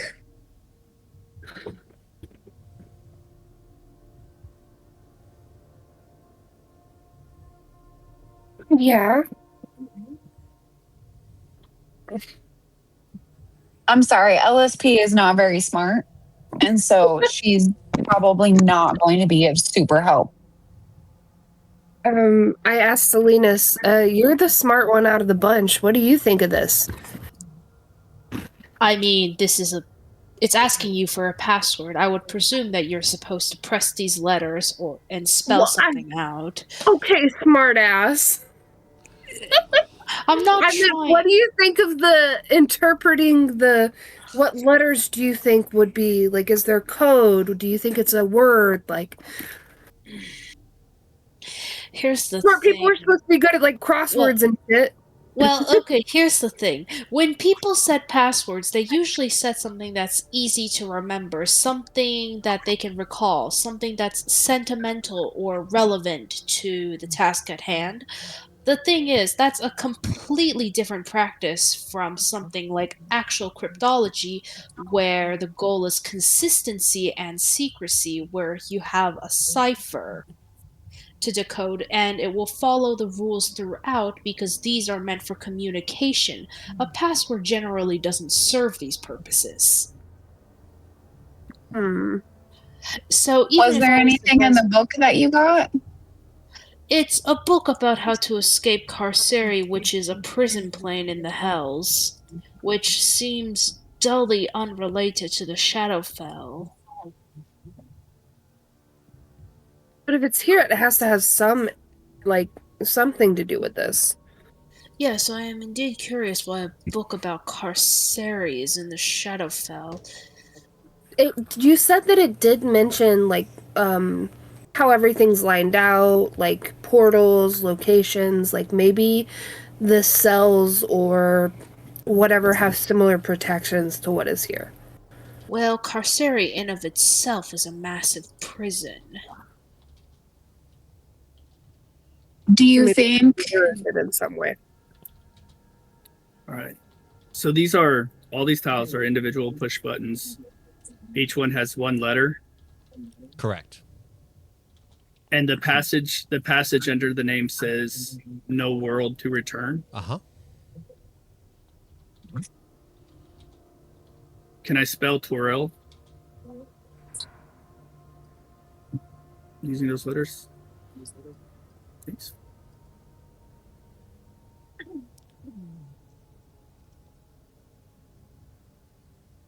I will use my I'll use my 10-foot pole and stand back as far as I can. I want to push the letters TORIL. Okay. Pushing the... So there's only supposed to be one letter per word. So pushing the T into the O and no, R and return, I and dolindar, and L and world. As this happens, you hear a slam as the last door, or the door that you came through, slams shut. The room itself starts to fill with a clear, blackish gray kind of gas. I will need a Constitution saving throw from all of you. Oh god. Well, Oh god. Okay, and where is it coming from? The ceiling, like it's like where the wall meets the roof is coming from up there. Is this like a magical effect or any kind of spell? I have something for this, but I need to know when I can cast. What are you trying to do? I want to cast Wall of Force and put it where it's trapping it against the ceiling. Like, so all the way across the ceiling. Boom. What is your length that you can do this on? Let's see. Sorry, I'm pulling it up. My cat is in my face. Move, butthead.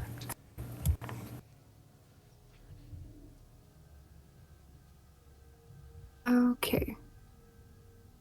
Come on now. Why don't I just type it in? There we go. It is a visible wall of force. It's any point I choose within range, which is in 120 feet. I can form it into... I can shape a flat surface made up to 10 foot by 10 foot panels. So I assume basically it would be big enough to box us in at the very least. To box you in? for my Constitution? Oh, Box us in. Okay. What did you get for your Constitution saving throw? Because we're 25. Okay. I posted it in the gameplay literature I have. So that's 100 square feet. It could easily surround you guys if you want to be able to do that. How long does this spell last? The spell lasts for concentration up to 10 minutes. Well done. Okay. This is a good place for us to take a break as you guys sit there and safely inhabit the wall of force to be able to clearly breathe without having the gas come through. For all of our viewers, we will be back here in about 10 minutes. Emily, that was insanely smart gameplay. Well done. Amazing. That is outstanding. That's very smart. Yeah, that was really quick thinking on your feet. And Thank Calder is you. busy Calder's busy writing in his journals things not to do. Don't just blindly push buttons. Especially if they're for a password. Yeah. For everybody else, we will be back here shortly. And Oh. don't stick around. We'll be right back. So, All right, you are.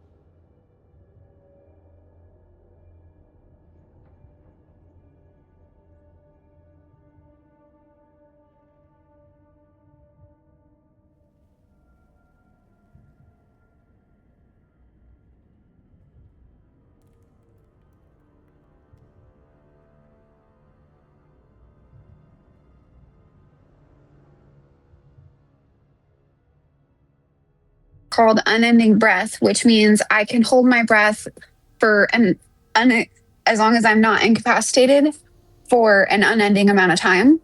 So maybe have LSP press the letters and then do wall of force around everybody just in case. Because I'm not going to breathe in the gas if we get it wrong again. Is that something that Carrie would know? Obviously, we've been hanging out a while, so would that have come up? Yeah. Awesome. It probably would have come up when I rescued you, remember, out of the water? Oh, Because I yeah. had unending breath then. yeah, so I'd be like, "You're fine, LSP," and then I would cast it around us. Now, Move her out of it. who was it that told us about the password? That there was a password. It was the old dead dude in the inn we stayed the night in, right? The ghost. had Is the told us ghost. The about it. password was the ghost lady. Oh, okay. But she didn't tell us what the password was. She does not remember. Okay, what it was, hello. no. Welcome back. Well, yes, I guess that necklace of adaptation is for what happens when you accidentally get the password wrong.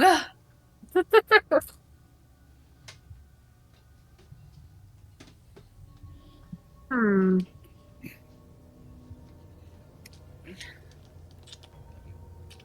So while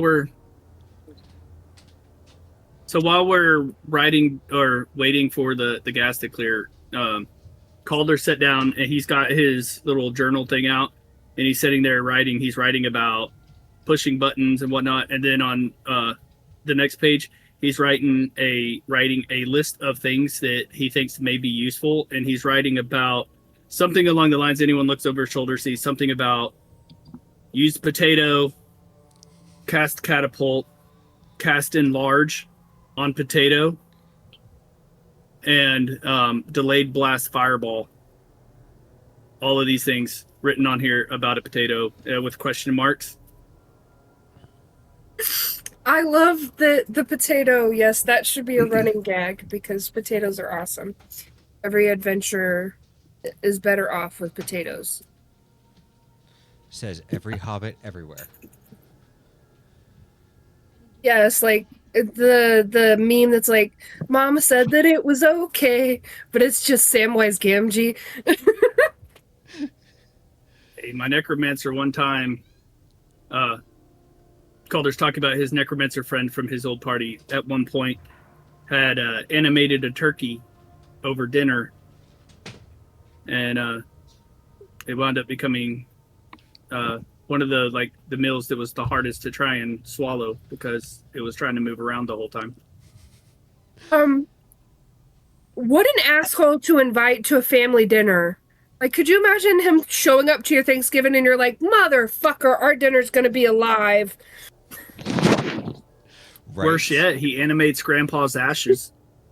And it's Grandpa's ashes. Oh God. No, that fucker can stay dead. Not my other grandma. My other grandpa is cool.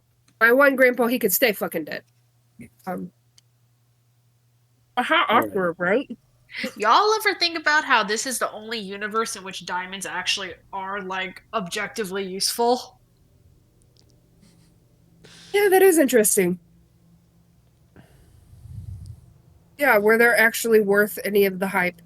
No, not really. It's called De Beers marketing. But like in D&D, diamonds have objective worth because they're used for resurrection spells. Why does magic use diamonds anyways? Like these are good questions, you know? It's a prism, concentrates. Maybe? I don't know. Shiny rock, do magic good. A shiny rock, dude. Magic. So, back to the puzzle. Yes, Sorry. it's a puzzle. Very sorry. I got You're distracted. Good. I'm sorry. I believe my ADHD is like acting up today. On Same. all of us.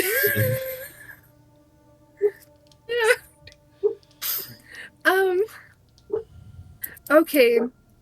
So they're fucked. They can't go home. So They're really sad boys. whatever we figure out, I can put in the password while you guys take cover, essentially. Um,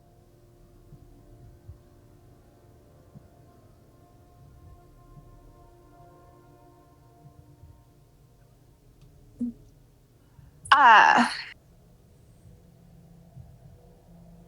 LSP is going to pull out the snow globe and she's going to shake it and look at it, thinking she can find the password in here. And she probably sees nothing but a shiny Neverwinter. People walking around on the streets. Go ahead. Above table, do we know there was something written on the back of the necklace, right? Oh yeah, there was. I hold it up for Calder. Okay. I wrote it down. It says, "My breath is yours, Kaveda. Take it away." Take it away, or Which Right, makes well, which interesting thing, because considering that what a necklace's adaptation does is that it makes you able to breathe in anything, which I presume is for when you get the password wrong. Okay. Is there anything written on the helmet?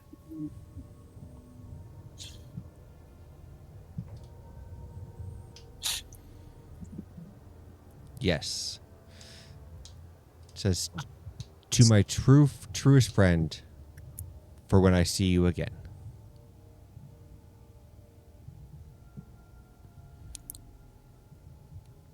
So the password is probably a name. I think so.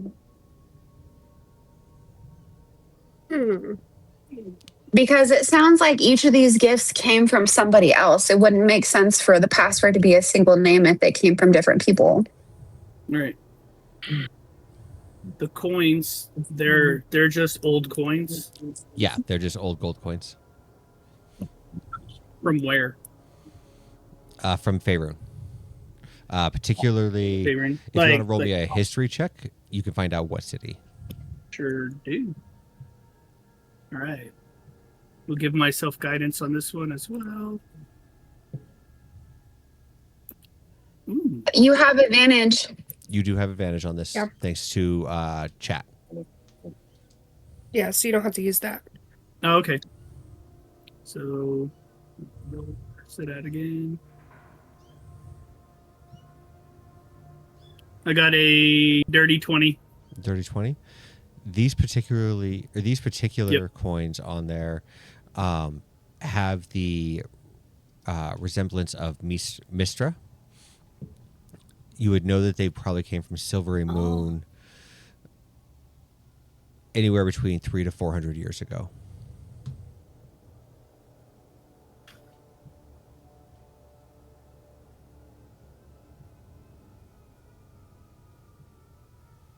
Trace from, I'll see you again.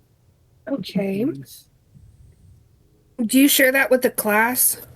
Yeah, and what else? There was the necklace, The book, and The then book. there was the and snow a book. globe, and And that's all. and the globe. Okay. Okay. So what is on the snow globe? The snow globe itself is just a miniature representation of Neverwinter. So that town is where the ghost said her family is. Yes. So her family's in Neverwinter. Okay. No, in Silver No, Moon. she said Or- the other town. Silver Oh, Moon. Silver Silver Moon. Moon. Okay. Silver Moon. I'm right now just like kicking myself for not knowing more kicking. So Silver Moon. That's stuck. Like I know where that's at. And snow globe. All right. And then the regular There's globe. no moon because there's no M.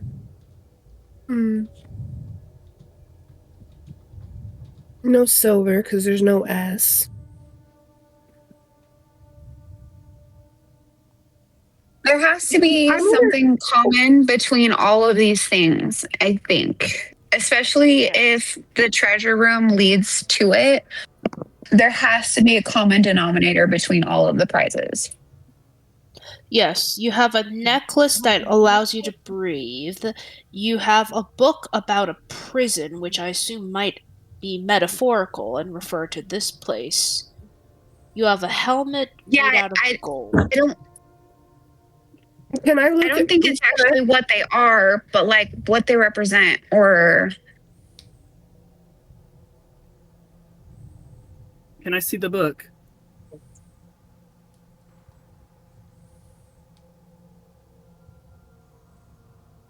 May I take a look at the book? Salinas.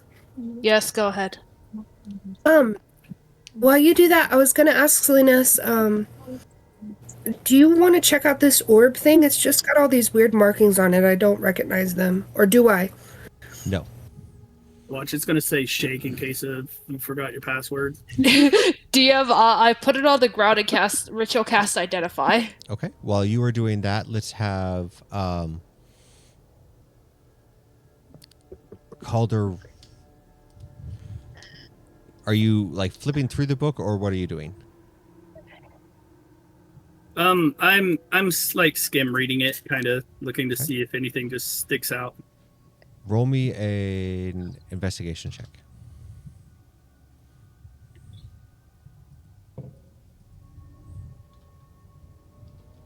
Seven. 7. you'll have advantage. Oh, do I? Yes, you do. Okay. I got points. Oh, that's even better. A 10. 10. Oh my gosh. I tried. As he's doing it, Kyria, she can give bardic inspiration. You can.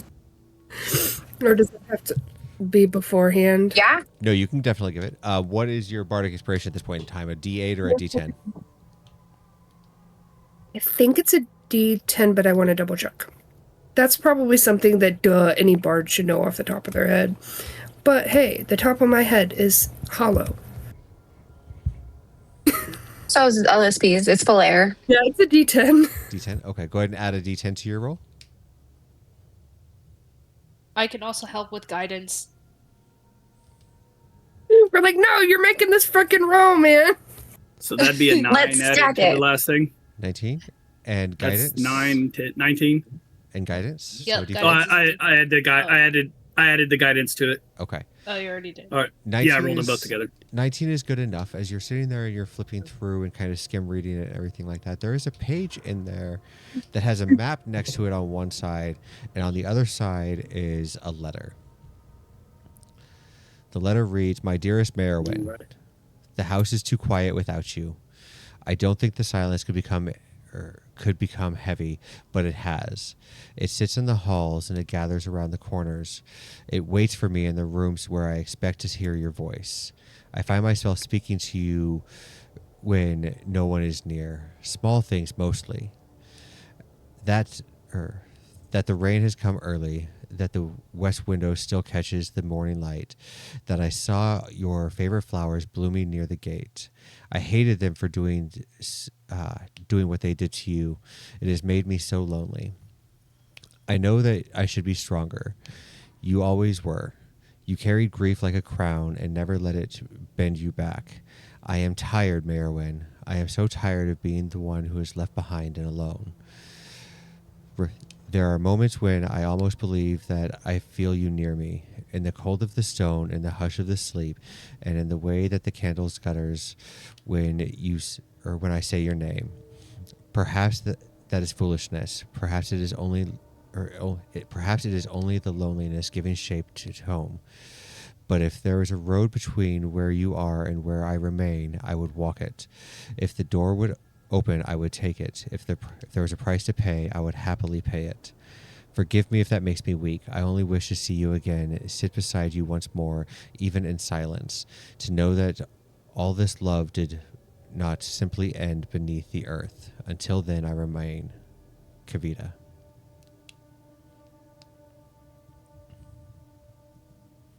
Kavita. The globe. It sounded like it cut off there, like it's missing a word. The globe that you hold, The that you globe. cast identify on, is a drift globe that gives you maps to the outer planes. Maps to the outer planes. Funsies. So my assumption here is that whoever this is, it has something to do with Carceri, because Carceri is an outer plane.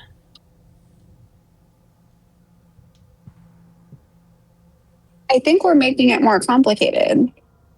Yes, Maybe it's that perhaps person's so. name. Kavela? It's a 5-letter word. I don't think that. Yeah, my bad. What's that person's surname, though, maybe? I asked my ghost friend, like, hey, do you know if she had, like, any lovers around or, like, any really close family members?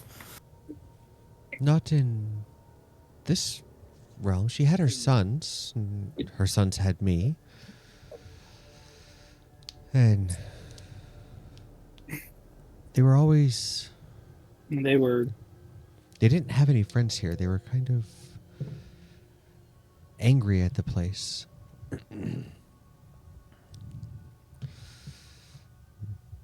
Unfortunately, the sons changed first, as they weren't as strong as Mayorwin, and then she was left by herself.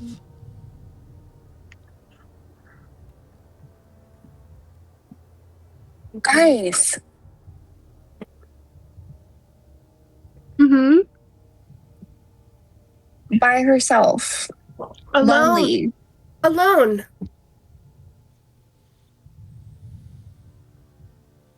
Do we want to try it? I think Or do you're we a want to genius, try LSP. the name? I say alone. Why don't we try that first? Yeah, you can try that one. Prepare the wall of force. It's still here. Well, it Well, lasts like 10 Is minutes. it? It would. Yeah, I was like, it said lasts like 10 minutes. So Yeah, and it takes 10 Yeah, minutes at least. has it been 10 minutes with agree? Yeah, because she ritually casts Identify, so that takes 10 minutes itself. Okay, yeah. So So, I LSP only is have not one the more wall of smartest. force, so we need to get our shit together. I only have one more spell slot for that. So LSP is not the smartest. So she would need somebody to point out which letters, like she knows how to spell that, but there's only one letter in each word. Mhm. So the A in dolindar, Okay. L in world, Okay. O in two, N in no, and E in return.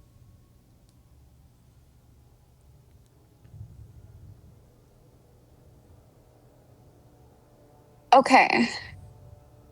Then LSP is going to press those tiles in that order. Okay. Does Kyria have the wall of force up currently, or is she waiting? Yes, I would put it in before she puts. Oh wait, I would wait to see the smoke. Okay. A from Dolindar, L from world, O from 2, N from O, E from return.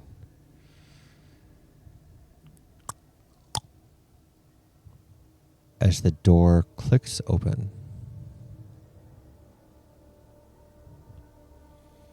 Yeah, you did it, LSP. You're great. You guys figured it all out. You figured it out at the end. No, you guys did all the research. Yeah, but you just looked at it and you're like lonely, and we're overthinking it by a dozen, and you're like, I'm just saying, It's intelligence lonely. isn't always the route to finishing a puzzle, because Yeah. it works against you sometimes, as you can clearly see.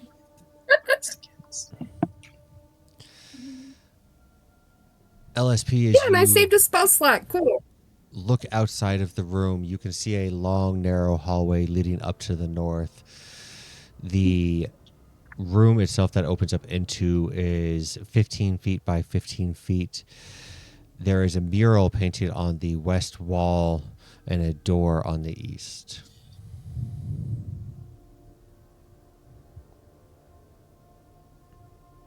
LSP would kind of hide behind Calder's legs a little bit and wait for him to go forward before she would actually go into that room. She has learned her lesson. She is believing in the 10-foot pole. And I'm dragging Elon. I'm dragging him along by his ear, essentially. Like Eldon. he's kept very close because I don't want him bitching out on us. Okay. Like, you know how children can hide under their mummy skirts? Yeah. He's like hiding under my cloak or something. Like,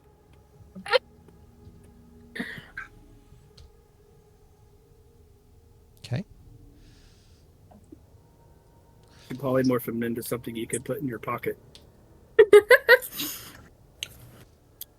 It's pretty smart. if I could polymorph him, I would polymorph him into something less useless. Less useless. Damn. She said, fuck that guy. Right. Piss me off. All right. Calder, the painting on the wall to the west depicts a family that was very well off. They seem to be in a nice house. They have 3 very young kids, a loving mother, and a loving husband. Then you see the next part of the mural is angry townspeople dragging them out of their house and casting a portal to open up. And it appears that they are throwing the children and the wife through the portal, but the husband stays behind. The next picture that you see shows them alone in a world that is full of gray, void of color. People around trying to comfort them, but they're taking no solace into it. The next picture, you sit there, you start to see deformities happening on the children. And that is where it ends. Unfortunate indeed. Now, these children, do they look like the Shadow Spawn lady that was outside? Or Shadowborn, whatever she was called? A little different. One of the children grew an extra head off to the side. Another child seems to have gotten a crooked arm and a longer or elongated leg. His eyes start to sink in. Transformations are transformations here, but you're never sure what you're going to turn into.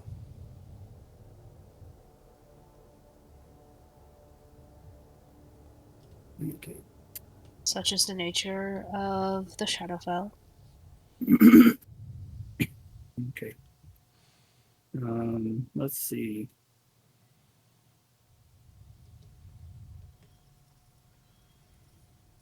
I don't know. And so obviously I think these are the Dolindars, and going off of the letter that was thing, the note, I'm gonna imagine that the person that wrote it is the husband.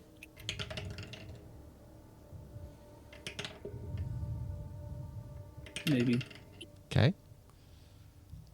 LSP is going to look up at the portraits and then look at Calder, and a little tear is going to come out of her eye, and she's going to say, "It's so sad, Calder."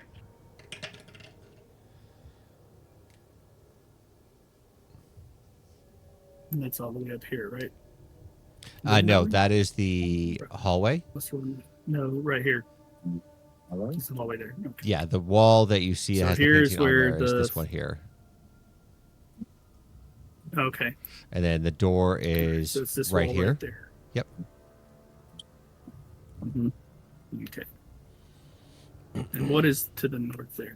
That's not where we came from, though, is it? No, that is a hallway that goes up to the north. At the end of it, you can see an open casket. Oh shit. All right. I'm gonna look at the rest of them and be like, do I hear anything? Movement, anything like that? No. No.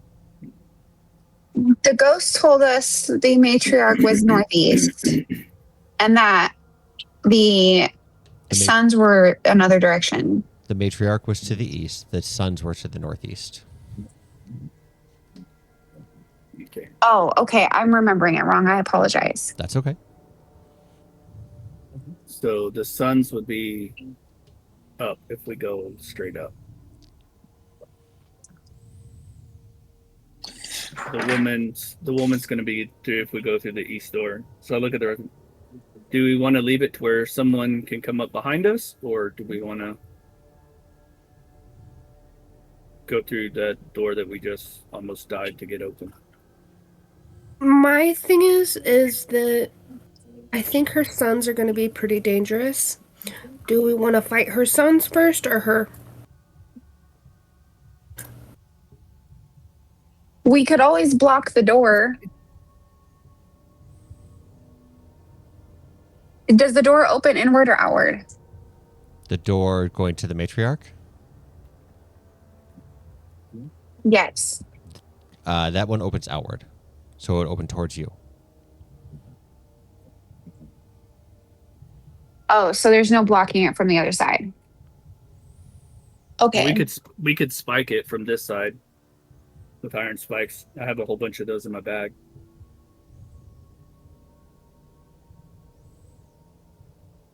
That's just standard adventuring 101. Yeah, I just want to make sure, whatever one we don't go for can't get us while we're going and attacking the other ones.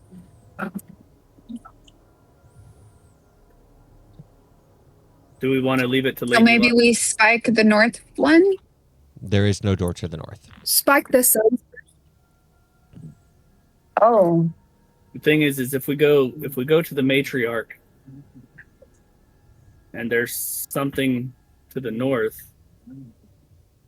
it could come behind us because it might hear us. I'd say we go get her sons first. Maybe they'll have more information on how to deal with her as well. I've heard that they're not very friendly. Neither are we.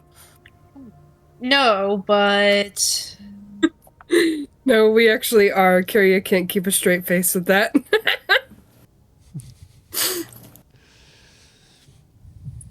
LSP is ready to cause some damage no matter where we go.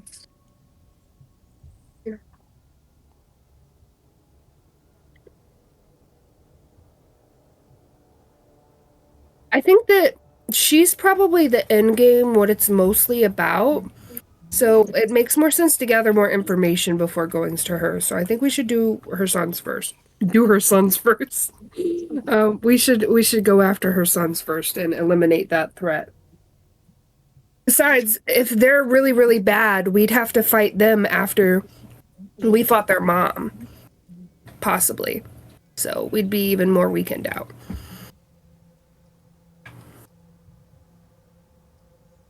I don't know.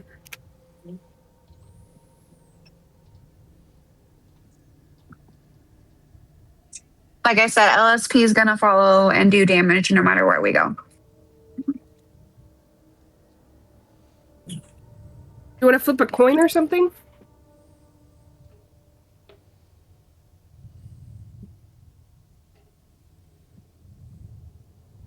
I don't have a D2. I only have D4s. I could flip a coin.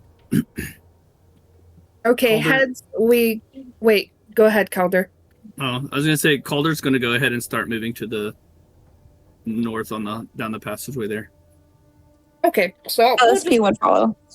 follow Calder.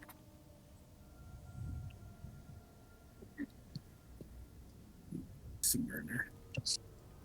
Oh, there I am. My token disappeared into the dark. I couldn't pick him up. Did you spike up the door? No, I'll run back and do that. I guess if she's a ghost, it doesn't really matter because she No, could Yeah. probably not. So She could just, move like, on float. into the passageway. Okay. Mm-hmm. All right, I'm in the passage. 2 stone coffins in I know. this room. One had been broken open. The other is sealed tightly. The floor is littered with rubble and dust, and a creature with too many arms scurries around.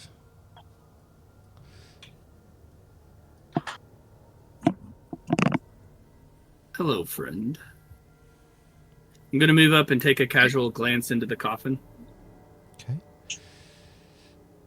or the sarcophagus. Does a 23 hit Calder? I think so. Let me check. Literally just barely. Just barely. Okay. You will take 21 Three points. barbs. Are you certain Am I certain about what? that she wants to use silvery barbs? Yes. Okay, and I have to take the new roll on silvery barbs, correct? Yes, they must re-roll the d20 and use the lower roll. So whatever's lowest. Not just automatically the second roll. Okay. In that case, it is still a 23. What the fuck? All right. The Well, I did that, but he still gets advantage on his next attack. the second roll was a nat 20. Nice. So, congratulations on making me waste that. Congratulations, yeah. So you will take 21 points of piercing damage and will be considered grappled All right. as a long or as LSP, Salinas, and Kyria watch a long spike go into your back as you try to investigate this casket. And at this point in time, I will have each of you roll initiative. Disadvantage, right? It is a disadvantage. All right. So Calder normally has advantage on initiative because of his 1 feet. Uh-huh. So I would just be at a straight roll then, right? Correct. Fuck. I got an 18 and then an 8. Yeah, don't worry, that was me too. Hey, this isn't the worst initiative I've ever rolled. Hey, this is the worst. Wow. I straight up Had a rolled a roll. 2. 2 LSP. 16.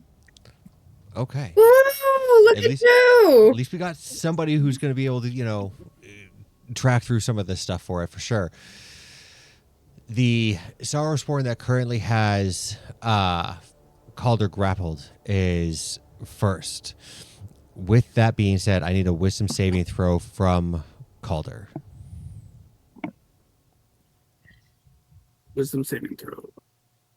Again, you do have an advantage. You have a straight roll on this because you have disadvantage on all saving throws. Yep. 15. 15? Yep. Meets it, beats it, right? So you will take 9 points of Yep. psychic damage, and you get pulled 10 feet closer to him. He will then Alright. take his next 2 attacks against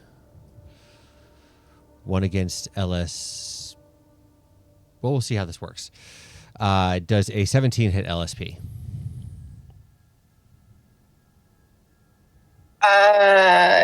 Yes. Okay. We had somebody redeem wild magic as well. Oof.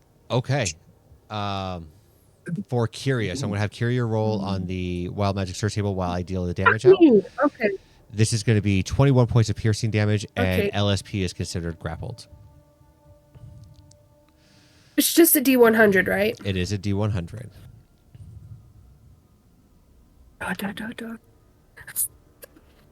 Okay, no, never mind. It's not as funny. I thought I rolled a 4. I rolled a 44. And I was like, if I rolled a 4, that would be hilarious because it's just one off. But Fantastic. rolled a 44. 44. You will be resistant And to all damage types for the next 10 minutes. That is kind of lit. I have a question real quick. Yes. Because one of the pieces of equipment that I got was the Ring of Free Action. Okay. So let's see.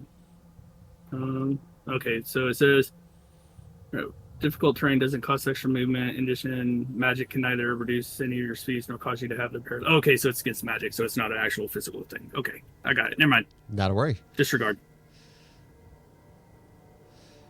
From there, LSP, you are up next. You are considered grappled, so all attacks will have disadvantage, but you still have all of your movement and everything like that.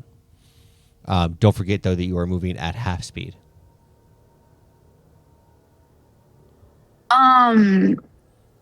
Did it stick me in my back or my front? Your front.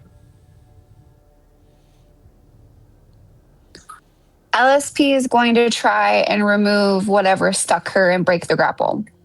Okay. It is a strength saving throw.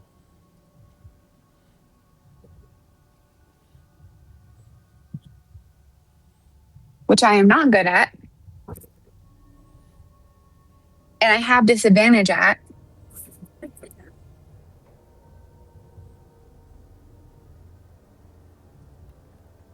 But I rolled relatively well. 17. 17. You push I rolled down, an 18 and a 17. You break off the fragile harpoon. The Sauersworn lets out this agonizing screech as it pulls back, and you watch the harpoon arm start to reform as it pulls back. Would you like to move? Yes. I would like to, let's see, I have half movement. My speed is 35. What's 35 divided by 2?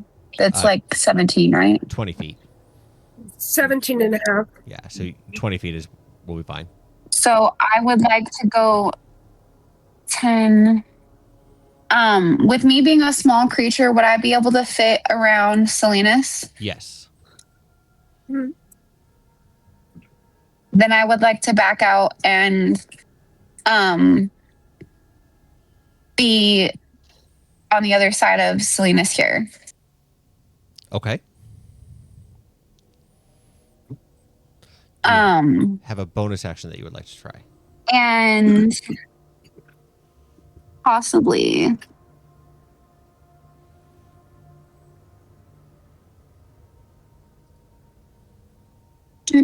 do.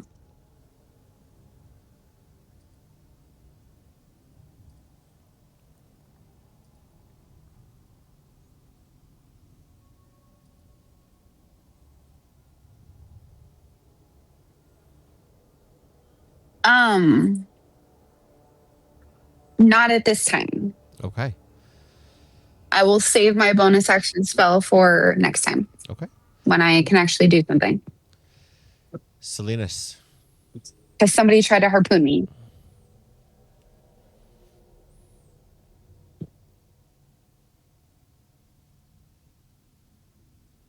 Salinas, you would be up.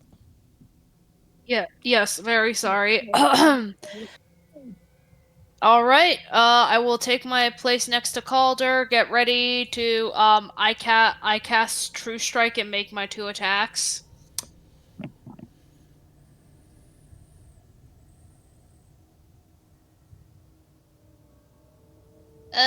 Does 24 and 27 hit? They do. Am I hitting an undead? You are not. I am not. Okay, in that case. And let me just calculate my damage. Let's see. 12, 9, 8, 17 plus 12. So 29 damage, I think. 29? Yes, 29 damage. Yes. All right. And all of it is radiant. Because I suspect that's going to be useful here. Fantastic. Anything else? And, my bonus action economy is a little sparse, so I'm not going to burn it for now. All right, next. Okay. Kyria. Okay, Kyria is going to go into the room. She's still going to be clutching keyword and tell him, "Stay behind me, and maybe you won't die." Okay.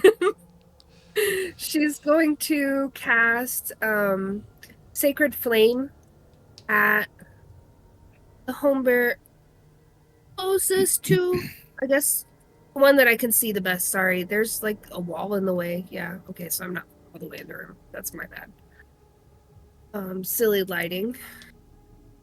But I'll go for this smith here Okay. and this corner. And that's 2d8. He has to do a dex 17. That is a 13. Okay, so he gets 2d. Oh yeah, it's Sacred Flame, so 2d8. And doing that damage.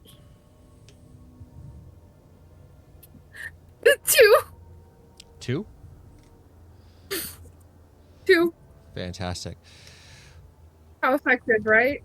And then for bonus action, I want to give Bardic Inspiration to Alder. Perfect. With all of the commotion on the outside, you hear the other casket as the top of it breaks open. Another Sorrowsworn leaps out. It runs over.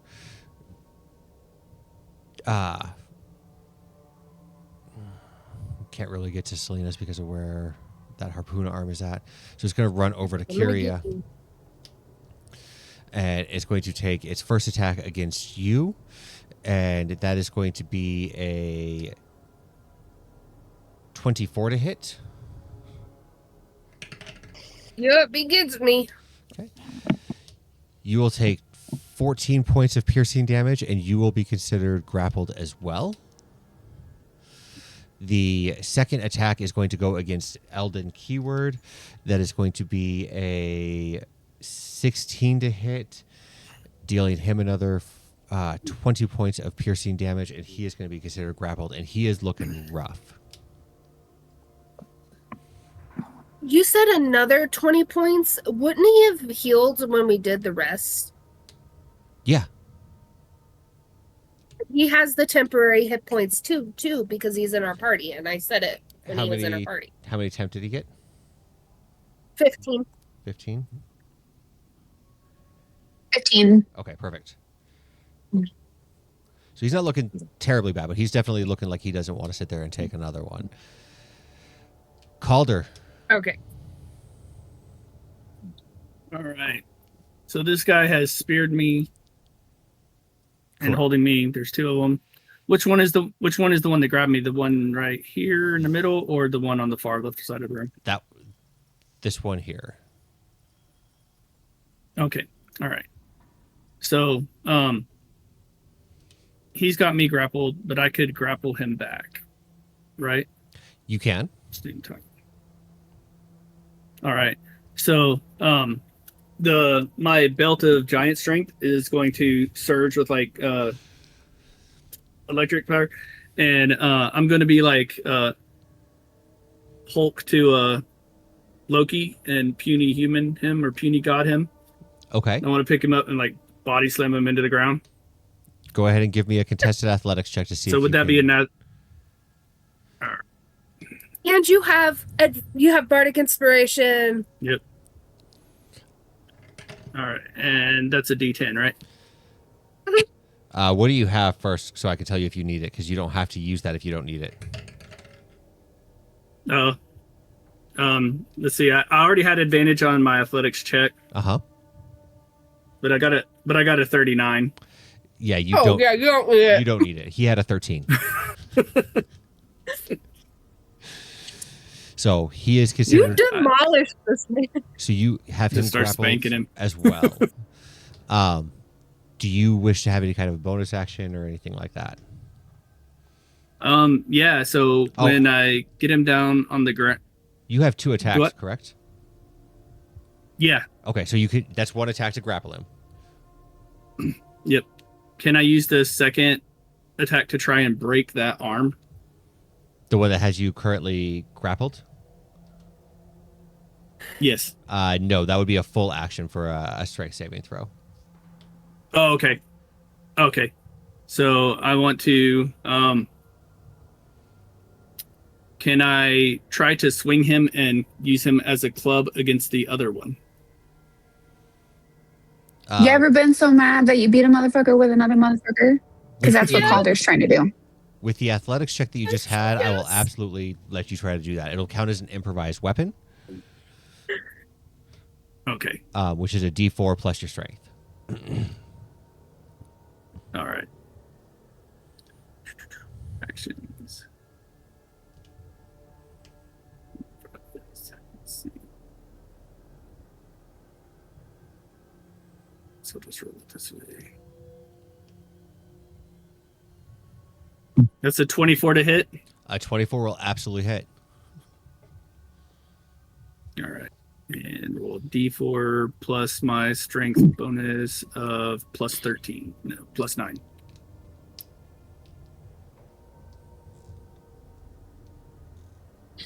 Two plus 9, so 11 bludgeoning damage. 11. Fantastic. Now, would they both take that? I could give it to the one that you try to hit, or I'd split it between the 2 of them, kind of like fall damage. I think I'll split it between Okay. the two. Go ahead and put the Yeah. Sorrowsworn where you would like him that you swung, this one here, as you swing him around and pretty much billy club him. Yeah, like I slam him like right in, so he's like right up there, squished up against him right there. Perfect. With your... Do you have a bonus action you want to try? Let's see. Let me look back at my bonus actions because I do have bonus actions. I will.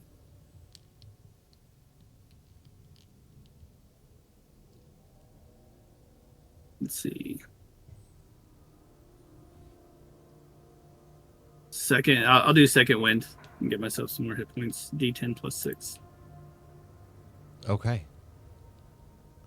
So 7 plus 6, I get 13 back. Fantastic. With that, you run up to him, sliding the harpoon through your body even further, grabbing a hold of him, swinging him around, and knocking him into the other Sorrowsworn around or on the other side of him. At the start of his next turn, Calder, as you are currently grappled by him, you will take another 18 points of psychic damage.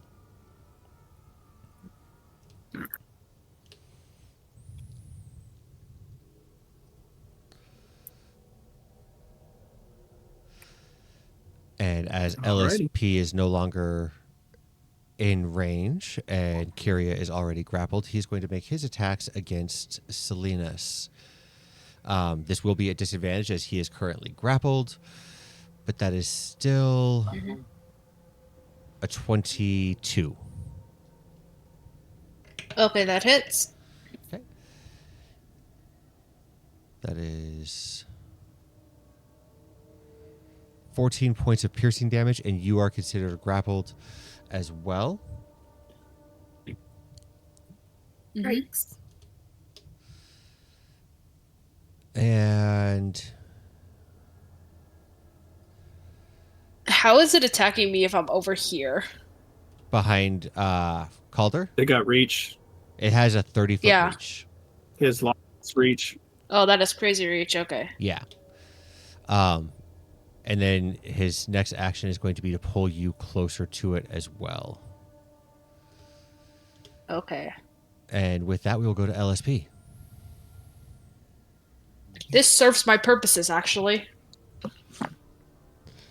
LSP is going to get a little irritated, and you're going to see her pull out a dagger and stab herself. As a bonus action, she's going to cast Blood Sacrifice.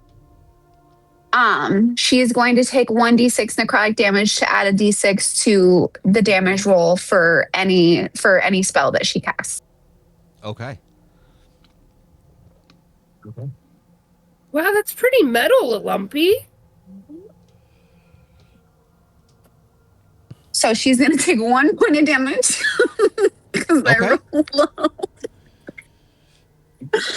I'm going to take 1 point of damage to be able to add that 1d6. And then I'm going to cast. Let me put that spell in. That was 1.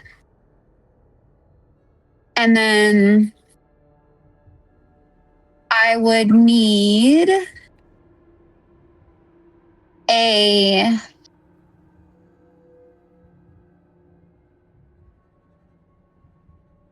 no, I would hit certain people. So the one that's grappling Calder and actually, I guess it is. I'll hit the one that's closest to me with Witch Bolt. I'm going to cast that at a 5th level.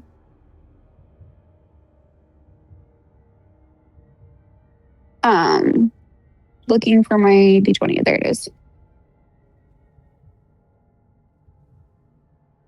And that is a 26 to hit.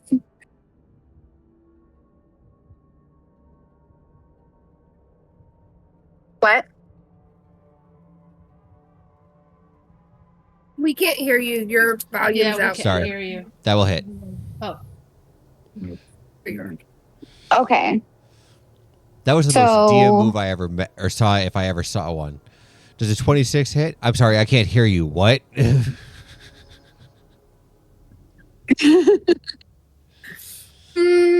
Okay, so this is going to be 6d12 plus a d6.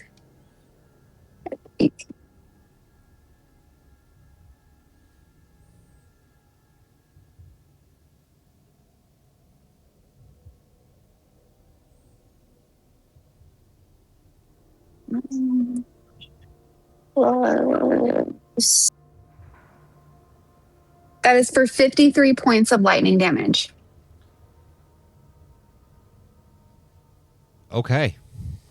That is with the d6 added. The d6 is of the same damage type. Okay. So, and with that, I will end my turn. Okay. From there, then we will go to Salinas. yes. Hello. I like to cast True Strike. I make my attacks. Okay. 15, 23. The 23 will hit.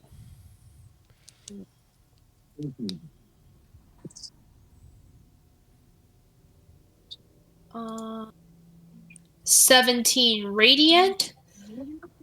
And since I am now grappled, I think I will actually use my bonus action to do something.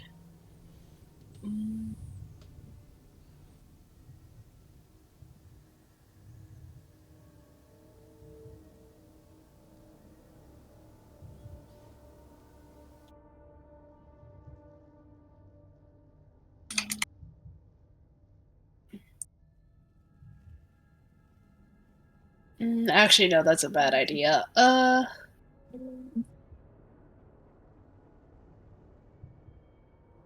Oh, I don't know. I don't know if I should drop this, but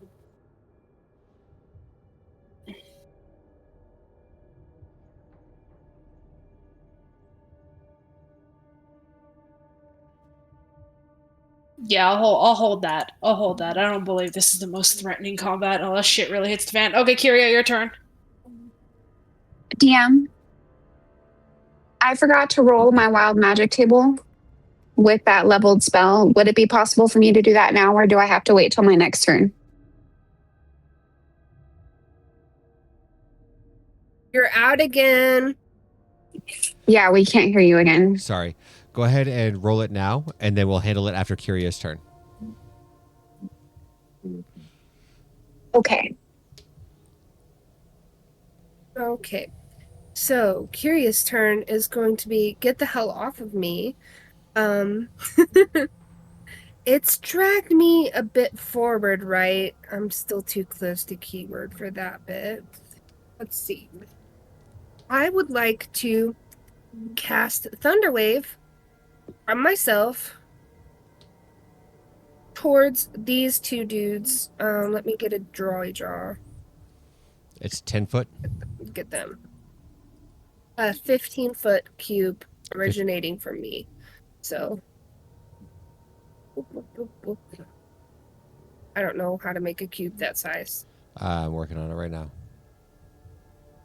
Thank you.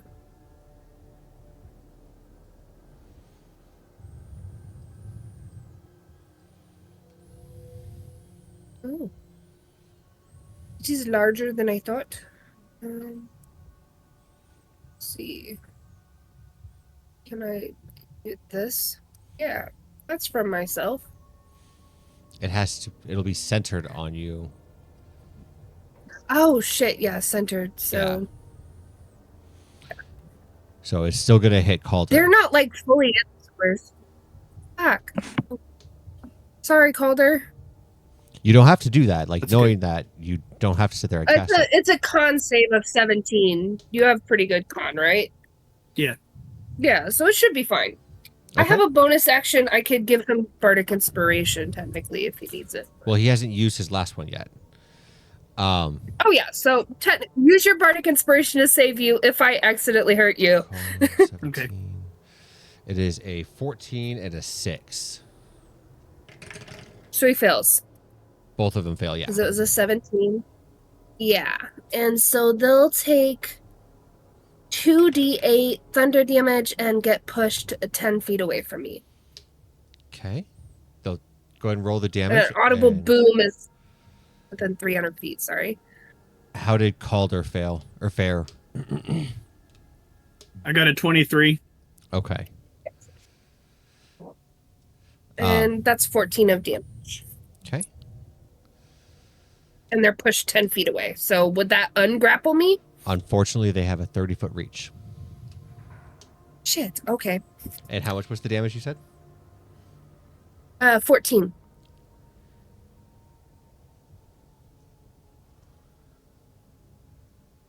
Fantastic. Do you have a bonus action you would like to use? Yeah, I would like to cast Healing Word on Keyword. So he doesn't die. Okay. And that will be 10 Okay. healing points. I will take every single player at this point in time to roll an insight check. Okay. Is it with disadvantage? No, this is not a saving throw. Just straight. 7. Someone please roll better than me. 17. 18.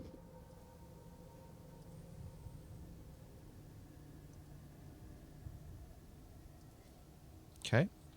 What did Calder get?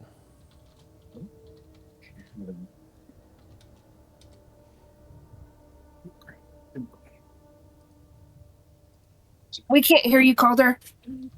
21. Okay. Do me a favor, Salinas, Yes. and deafen your headset for me for 5 seconds. Okay. They are calling somebody to come help them, and they are going dead ass after Kyria at this point in time.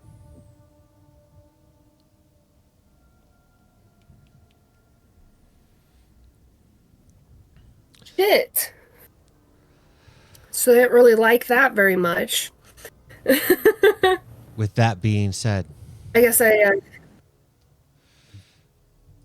let's see here.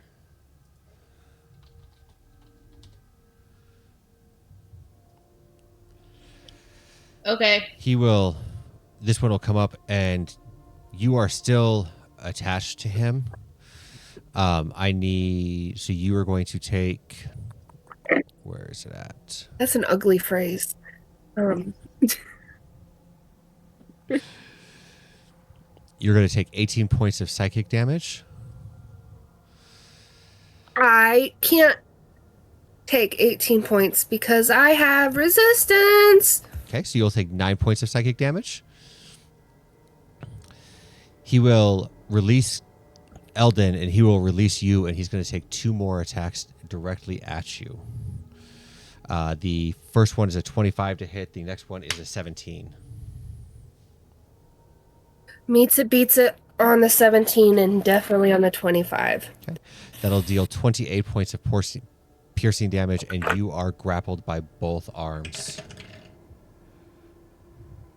I have to do math. 28 minus 7 is 21.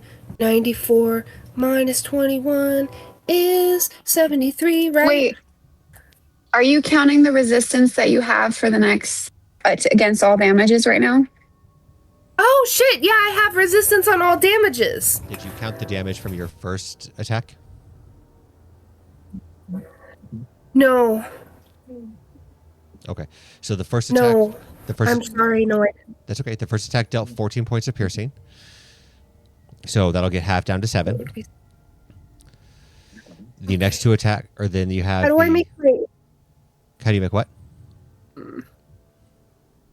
I have to remember what my hit points were at. Just add 7 back to what you have currently. That'd be the fastest way to do it. I've been doing that a lot. I had already been messing with it, but I'll fix it. So you were at 94 Because I had originally when you started. and then I had, what was it, like, So with your I resistance, had my 15 points of extra, and then I had my 10 extra, so I had 25 bonus points. Temp. Yeah, so 94 plus 25. You can't stack temporary hit points. No, the temporary hit points that she gets from her Different guardian, it increases her max. It doesn't count as actually temp. So those can actually be healed back to her okay. and stuff like I that. thought she was saying that she had those. No, it's just a temporary Okay. gain that she gets. So 94 plus 25, All right. 114. 119. You have taken a total of, with your halved damage, you have taken a grand total of 14 times 2 is 28, plus 14 is 32. So you'll take 16 points of piercing damage, and then you will take the Have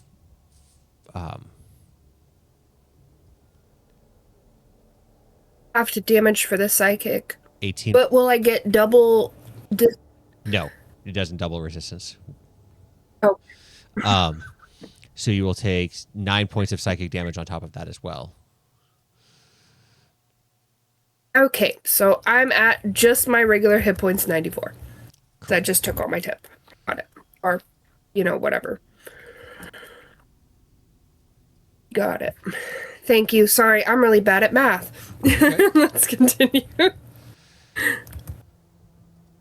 All right, and then you will. All of you will hear a loud, vicious bang as the door that you have currently spiked smashes to pieces and is now open. Calder, go ahead and roll me damage for the spikes. Yeah.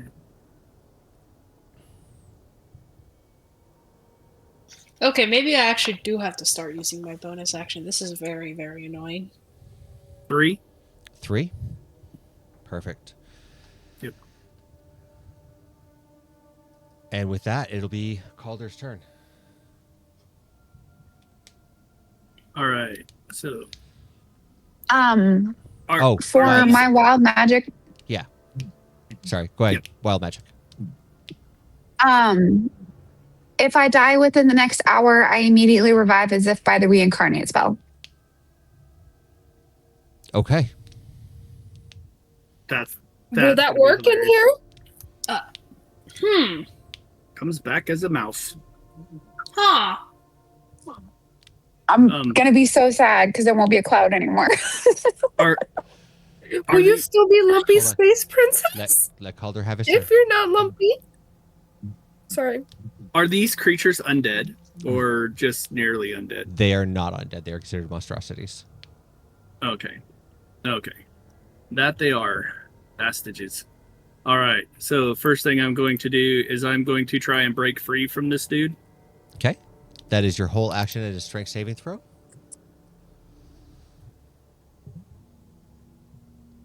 $26. That'll absolutely work. You sit there. Describe how you want to break free. Right, so I grab the arm, like where he's like pinned through me, and I just like twist it back and like break the joint so that he can't, like it causes him, or almost break it so that he can't wrap it around me. At that time, it had caused him to pull it out Okay. and away from me. And then I am going to Emily, I see you. We're just going to let him finish Do his turn that. real quick. and then I am going to do a, where's it at? I lost all my skills. There it is. Where's it at? It's down here. Then I'm going to action surge, Okay. and I am going to try to like charge towards him and take 2 swings with my sword. Okay.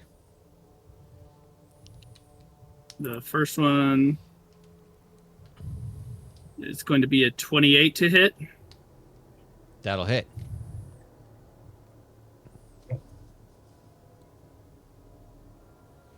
For 17 points of damage. And the second swing is a 21 to hit. That'll hit as well.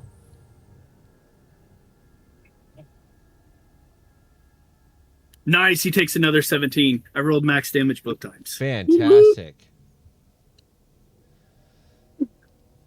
He's looking. And then for Go ahead. looking pretty rough. Oh, yeah. And then I'm for a bonus action, I am going to use second wind again to regain some more hit points. Okay. That's 23 hit points. Fantastic. He lets out this scream And I'm back at max. as you break his arm. He pulls it back. Again, it starts to immediately reform. He releases, or actually at the beginning of his turn, because he still has Selena's grappled, Salinas is going to take 18 points of psychic damage as well. As he releases Salinas, he comes scurrying over here to Kyria. The lowest roll that I have on this is a 17 to hit. So Yeah, so you hit me. both of these attacks are going to land. It'll be for a total, because it's halved, it'll be for a total of 16 points of piercing damage. And then he is going to take his embrace attack against you. And this is definitely going to hit because it is a 22. Go ahead. Rebarbs. As a reaction, I would like to bend luck against that 17 so that one of those hit and subtract a d4 from it. What is your armor class, Kyria? 17. Okay, so even with a -1, it would not hit. So you will only take 7 points of piercing damage. He is still going to use his embrace recharge. You said silvery barbs onto that, so that'll burn your reaction. His Yeah. it is still a 22 to hit but it does waste another nat 20. So you have Okay. really good timing on when you want to use that. I need to mark it on my character sheet so I don't forget. But then I wanted to say something to you. Yeah. Because I fucked up kind of, but also I'm a noob. So my healer homie is still with us. It doesn't go away till I summon a new one. I do a short or long rest or it dies. So it's still with us. We still have healer homie to give us healing. And so they need a token and a turn. Let's see here. There's no time limit on it. I will put him out. We will go here. Sorry to be that asshole. I totally forgot, but maybe they were just really slow, so they're catching up. Do you have the stats for that right off the bat? Yes, I do. Their strength is 14. Their dex is 9. I'm looking for Their speed. con is 15. Oh, their speed is... Sorry. 30 feet. Okay. I'll put a screenshot in the chat as well. Just so it's all easy peasy, lemon squeezy. So we will use him going forward for sure, and I know that his initiative is the same turn as yours. With his embrace charge, though, it's still going to be a 22 to hit. It's going to be halved. Mm-hmm. It comes out to be 12 points of piercing damage. And then halved for the second part of the damage, it is 14 points of necrotic.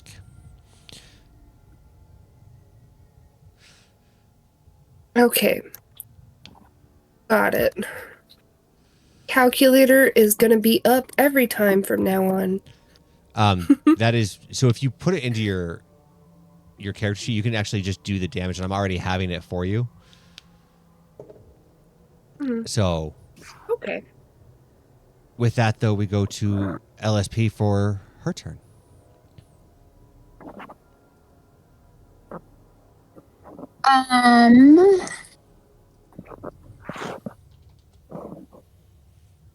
LSP is going to try and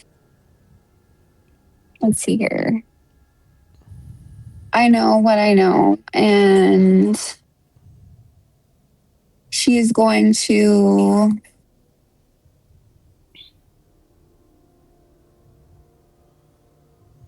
again cast.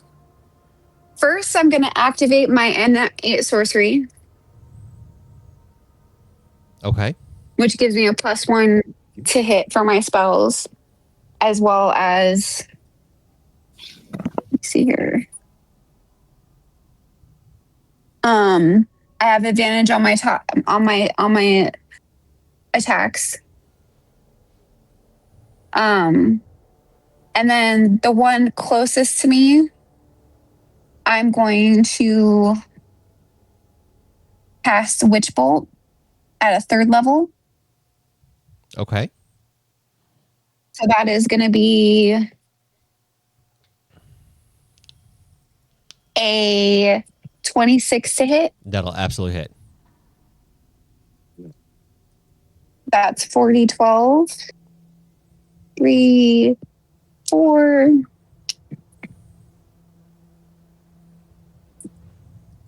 Let's see. To really, I need a math.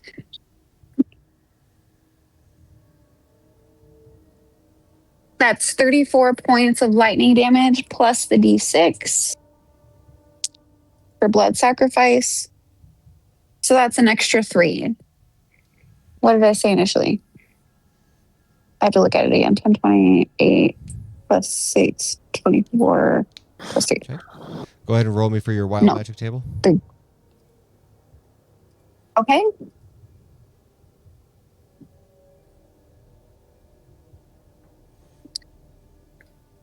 That is going to be, go down to my table. For the next minute, you regain 5 hit points at the start of each of your returns. Okay. As your witch bolt encounter or hits this Sorrowsworn, he kind of falls to ash into the ground. Would you like to stay put, or do you want to move? I will stay put because I have some targeted spells that aren't straight line. Okay. Salinas. Yes, hello. I would like to move over and I would like to cast True Strike. I know, very, very shocking. 28, 18. 18 just hits. Okay, in that case, I will roll my attacks. Also, I have a question that I realized I didn't ask earlier. So, True Strike makes the assumption that you only make one attack, and that's where its damage comes from. It's 1d6 plus 6. But since it's been ruled that the quote one attack is actually taking the attack action, do I roll the damage of True Strike for both? No, just the first attack. Or still just one? Yeah, just the Okay, first attack. cool. Because I was like, wait. Okay, 11, 11, 7. 22 plus 7, 29 radiant.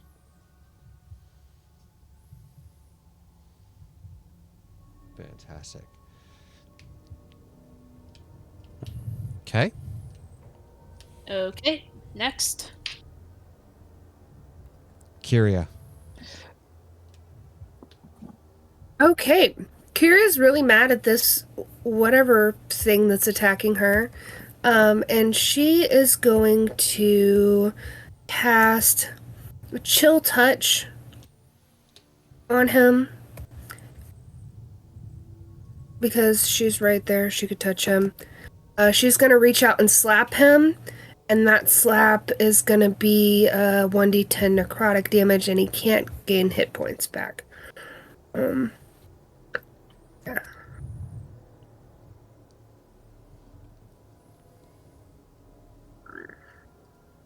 So it's 2d10 actually. Let's see. 12 damage. Give me a second. I have to look at something real quick. Mm-hmm.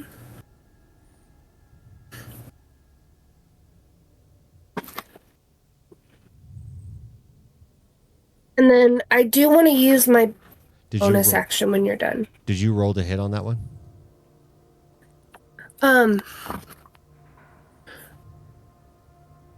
So that one doesn't roll to hit. It's just You make instantaneous at will. You make a ranged spell attack against the creature.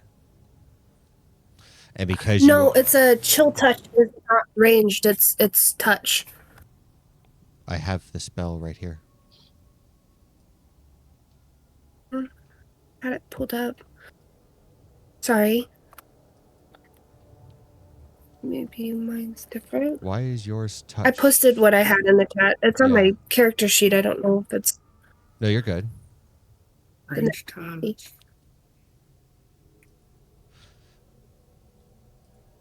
Yeah, it's like a melee spell attack. It just says, oh, on a hit.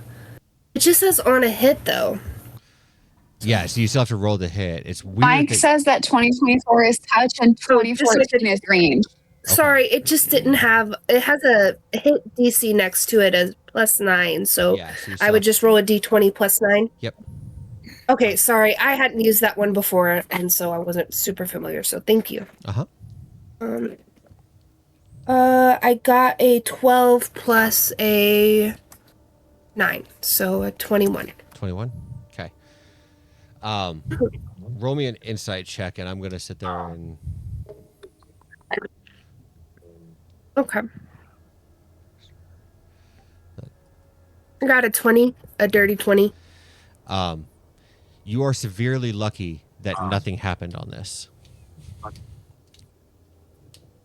Oh, so touching these things isn't good. It was a quick bitch slap. But Barely touched. go ahead and take your bonus action. It was actually more of a reaction. I wanted to use that Warcast. Sorry, I need to scroll up a little bit. The War Echoes. So I can choose that guy, and he was hit. I can use my reaction to force him to make a Wisdom saving throw against my spell save DC, and if he fails, he becomes vulnerable to the damage that I dealt him, the damage type, until the end of the target's next turn. So you can't just use a reaction. There has to be something that triggers it. Oh, okay. My bad. That's okay. It says... Yeah, I don't know. It didn't say anything on that, but I Where are you probably looking at? just... I've never used a lot of reactions before. Where are you looking at on your character sheet? I can help you out. I was looking under features and traits, I think it was, and then it was class features. Was it? Sorry, I had to find it. This thing is like a maze. I'm getting more and more used to it, but slow. So I see War Echoes, but there's nothing. When I click on it, by pulling from the magic of the past, you can cause an opponent that would resonate once per turn when the creature you can see. Okay, this is not a reaction. This is something that you do on your turn. So yeah, you still keep your reaction. Because it says you can use your reaction in this way a number of times equal to your proficiency bonus. Okay, so this will just cause you to lose your reaction for it. So yeah, the triggering effect is him taking damage. Okay. Okay, perfect. Sorry. That's okay. Because you are still currently grappled by him, not once but twice, you are going to take the full brunt of this. Halved, it will be 18 points of psychic damage. And then he is going to yank his arms out from you, and he is going to re-attack you with both of them. 5, 10, 15, 20, 25. Just outside. Damn. So it is going to be a dirty 20 and a 23 to hit.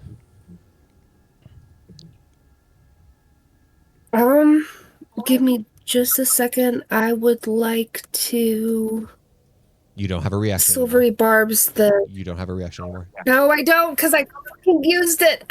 Ah, you got me. I guess that's payback, huh? I see how it is. I still have a bonus action, though. It's not your turn to use it. I can, It's not your turn to use it. You have to use bonus actions on your turn. Yeah. So it'll be 14 and 20 is 34.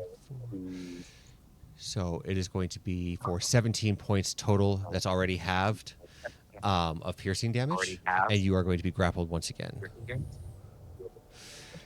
Okay, Kyria is not doing so well at all. She needs some help. Yeah.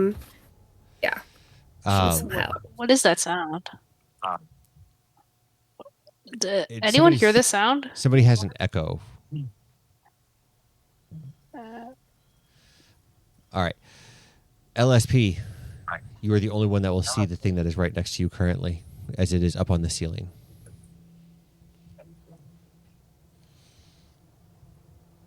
LSP is probably going to scream at the top of her lungs. I gotta be right back for 1 second. DM, please make my attacks for me on my next turn. Okay. He will, or that one will take its 3 attacks against Kyria, the lowest of which is a dirty 20.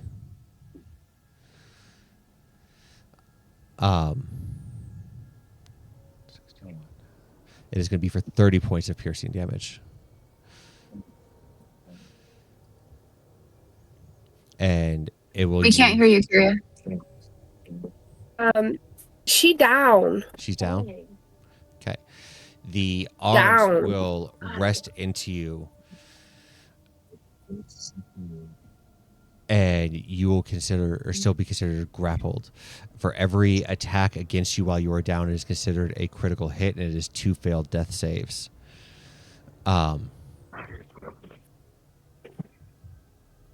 Calder, you are up.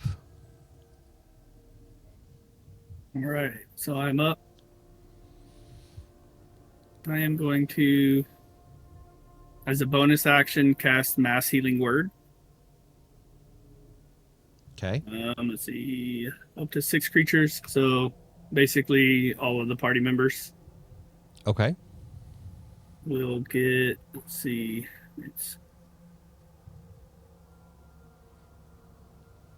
14 hit points back. Perfect. So that puts Does Kyria, that just bring me? that gives you 14 hit points. Back at 14. So you are still prone. Cool. So you'll have to use half your movement to be able to get up. But yeah, you are no longer Okay. down. And Thank you. That's the bonus action. And that the guy that hit her, or the first one that hit her, the one that's right next to me, Yeah. he still look pretty healthy, or is he No. pretty wounded as well? All right. So my first attack against him, that's a 16. 16. That will miss. Yep. All right, and second swing,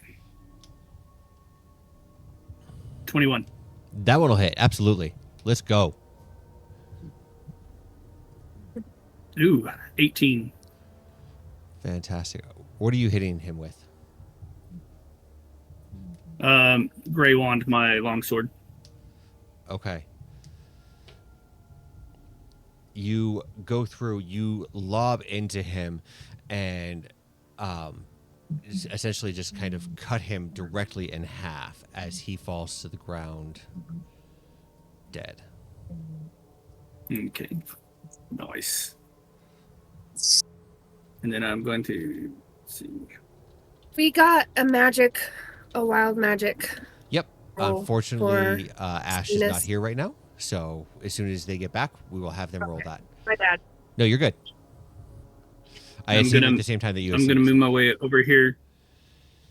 And then for my movement, I'll move myself over here so that I can kind of interpose myself between whatever's coming towards us and my companions here. Okay. And I believe, let's see, that was action, bonus action. I don't think I had, yeah, I'm all set. Okay. LSP.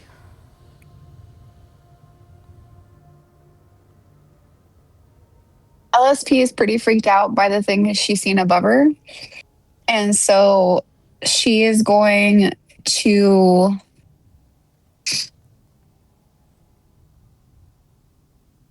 cast Witch Bolt and use her last 5th level slot to do so. And I have advantage on that, right? On attacks right now because of my wild magic. Correct.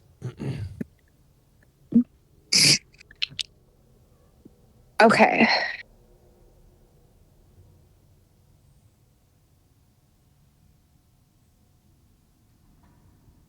$24. 24. That'll hit. Yes. Okay. That is 1, 2, 3, 4, 5. And I don't have to re-roll one of these.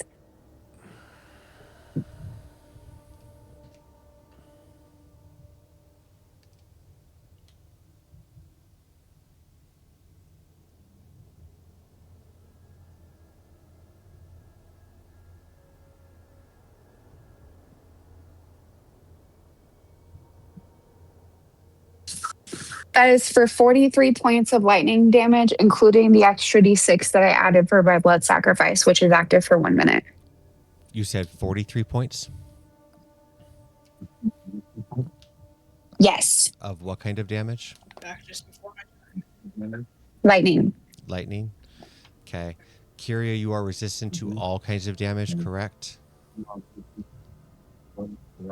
Okay. You are going to take 21 Yes. points of lightning damage.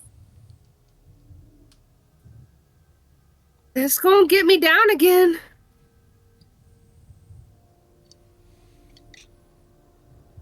Does LSP know this happened? You can roll an insight check.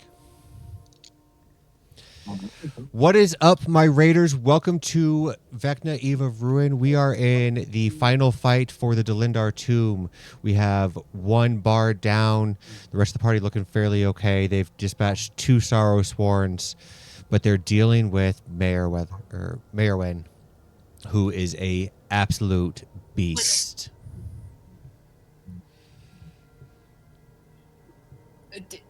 Are we reintroducing? No, but I need the inside check. Raider. I need the inside check from LSP. And I also need to roll on the wild magic table. One thing at a time.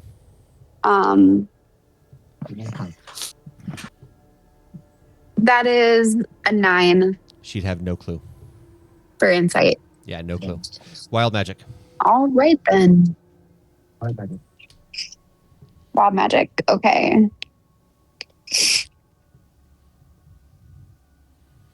Ooh, let's see.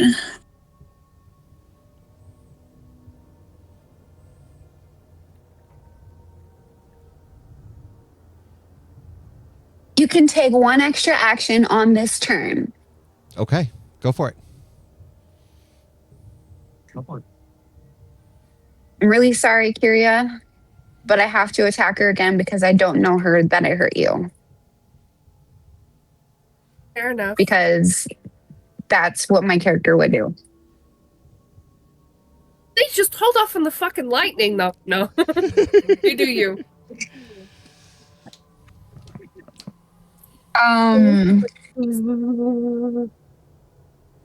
So I'm going to cast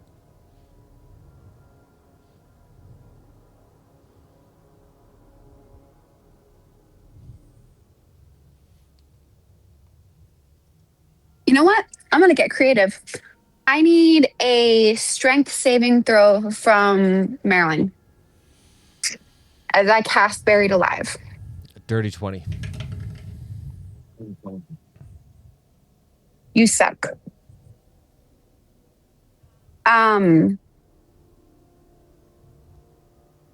So actually,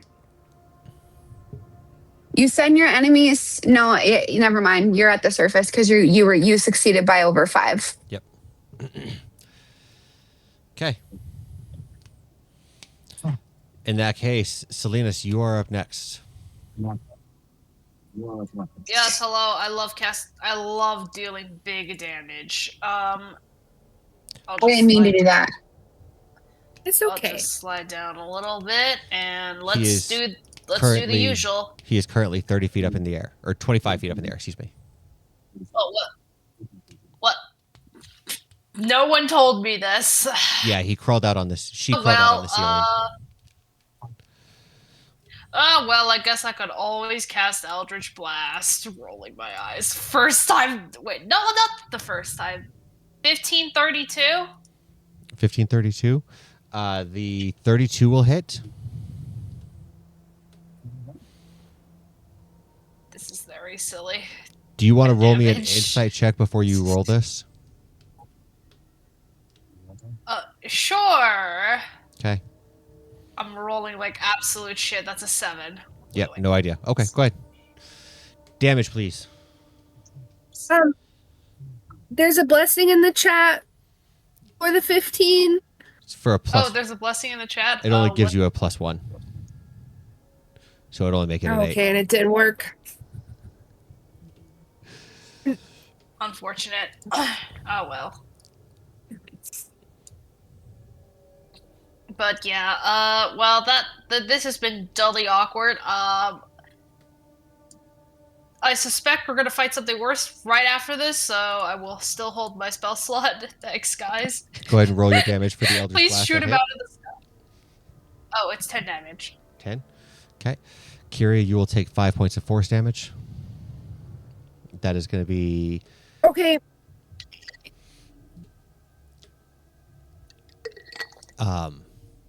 2 failed death saves.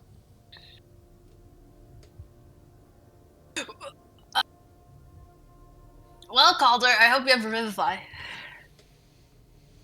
It won't work! Right? We'll find out. Oh, wait, shit, right, we are in the Shadowfell. Kyria, as it is your turn, I don't want the dead one.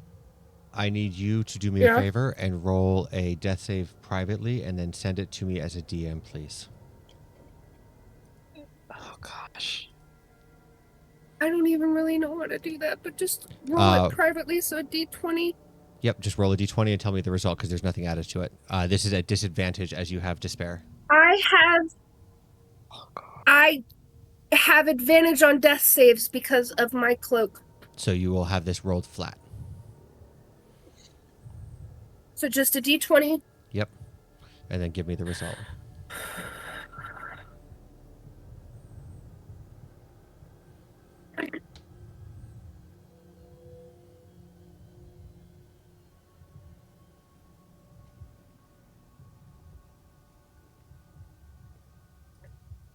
Okay, thank you.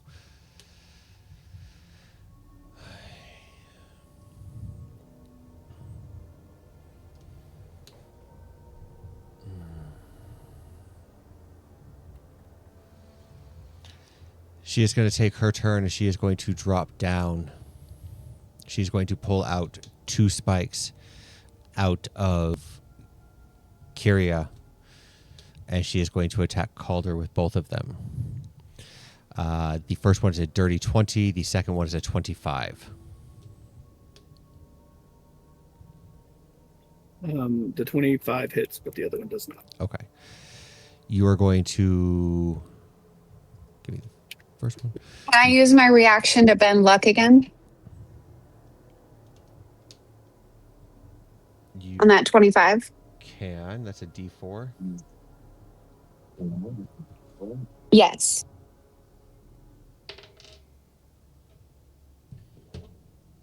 Let me mark off that sorcery point.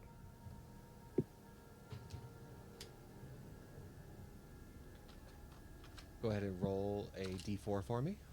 Do I roll the d4? Yep. Okay. Where'd my d4 go? Where'd they go? There it is. 3. So that'll make the 25 a 22. Does that still hit Calder? That misses. Okay. It's going to take his third and final attack, Yay. pulling out of Kyria and plunging back into her.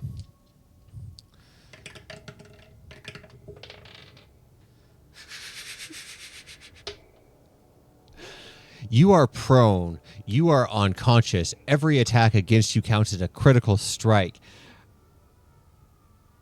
At advantage, I rolled a 14.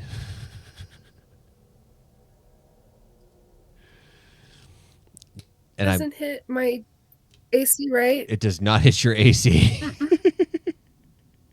That's so funny. Coming clutch. Right? Calder. If someone can get me up, I have a healing potion that'll All fix right. this. All right, Calder's up. I'm going to start with bonus action. Let's see. Is everyone else hurt or just her? Just her right now. I think just her. Just her? All right, I'm just going to do bonus action to cast Healing Word at... We'll go with 2nd level.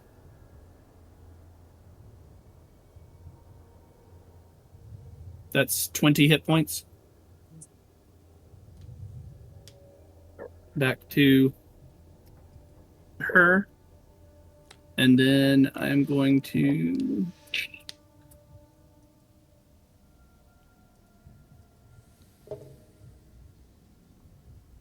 My next one, I will just go with. Let's go with Sacred Flame.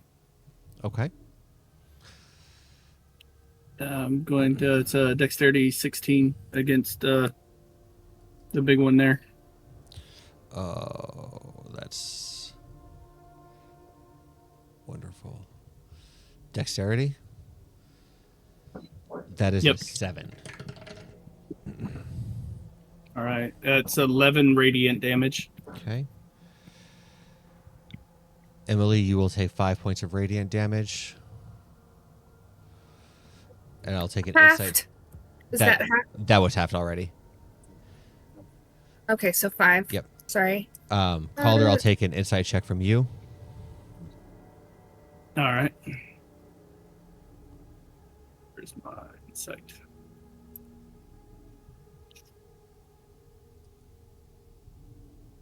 $20. 20. Okay. Finally, we get somebody who passes it. While anybody is harpooned or grappled by this creature, they take all damage dealt. Okay, so we need to sever the connection. You need to sever the connection for So it. I will yell that out to everybody. But with that, that is a fantastic place for us to call a night, as you guys have figured out why she is such a beast. We will be back here next week for all of my viewers. Thank you so much for hanging out with us. We had a fantastic time. This is why this particular creature is why I have yet to have somebody, more than one group, get through chapter 1 without losing a player character. They are typically designed to go after the first person who does any kind of healing magic. And because once she has harpooned them, they don't take any damage and they transfer it all to whomever. The only group that has gotten through this chapter without losing a character didn't actually have to go through the tomb. So, with that being said, to all of my viewers, we wish you a fantastic night. Go love on your loved ones. Go give them a hug. Enjoy the rest of your night. And don't forget to drink your Kool-Aid.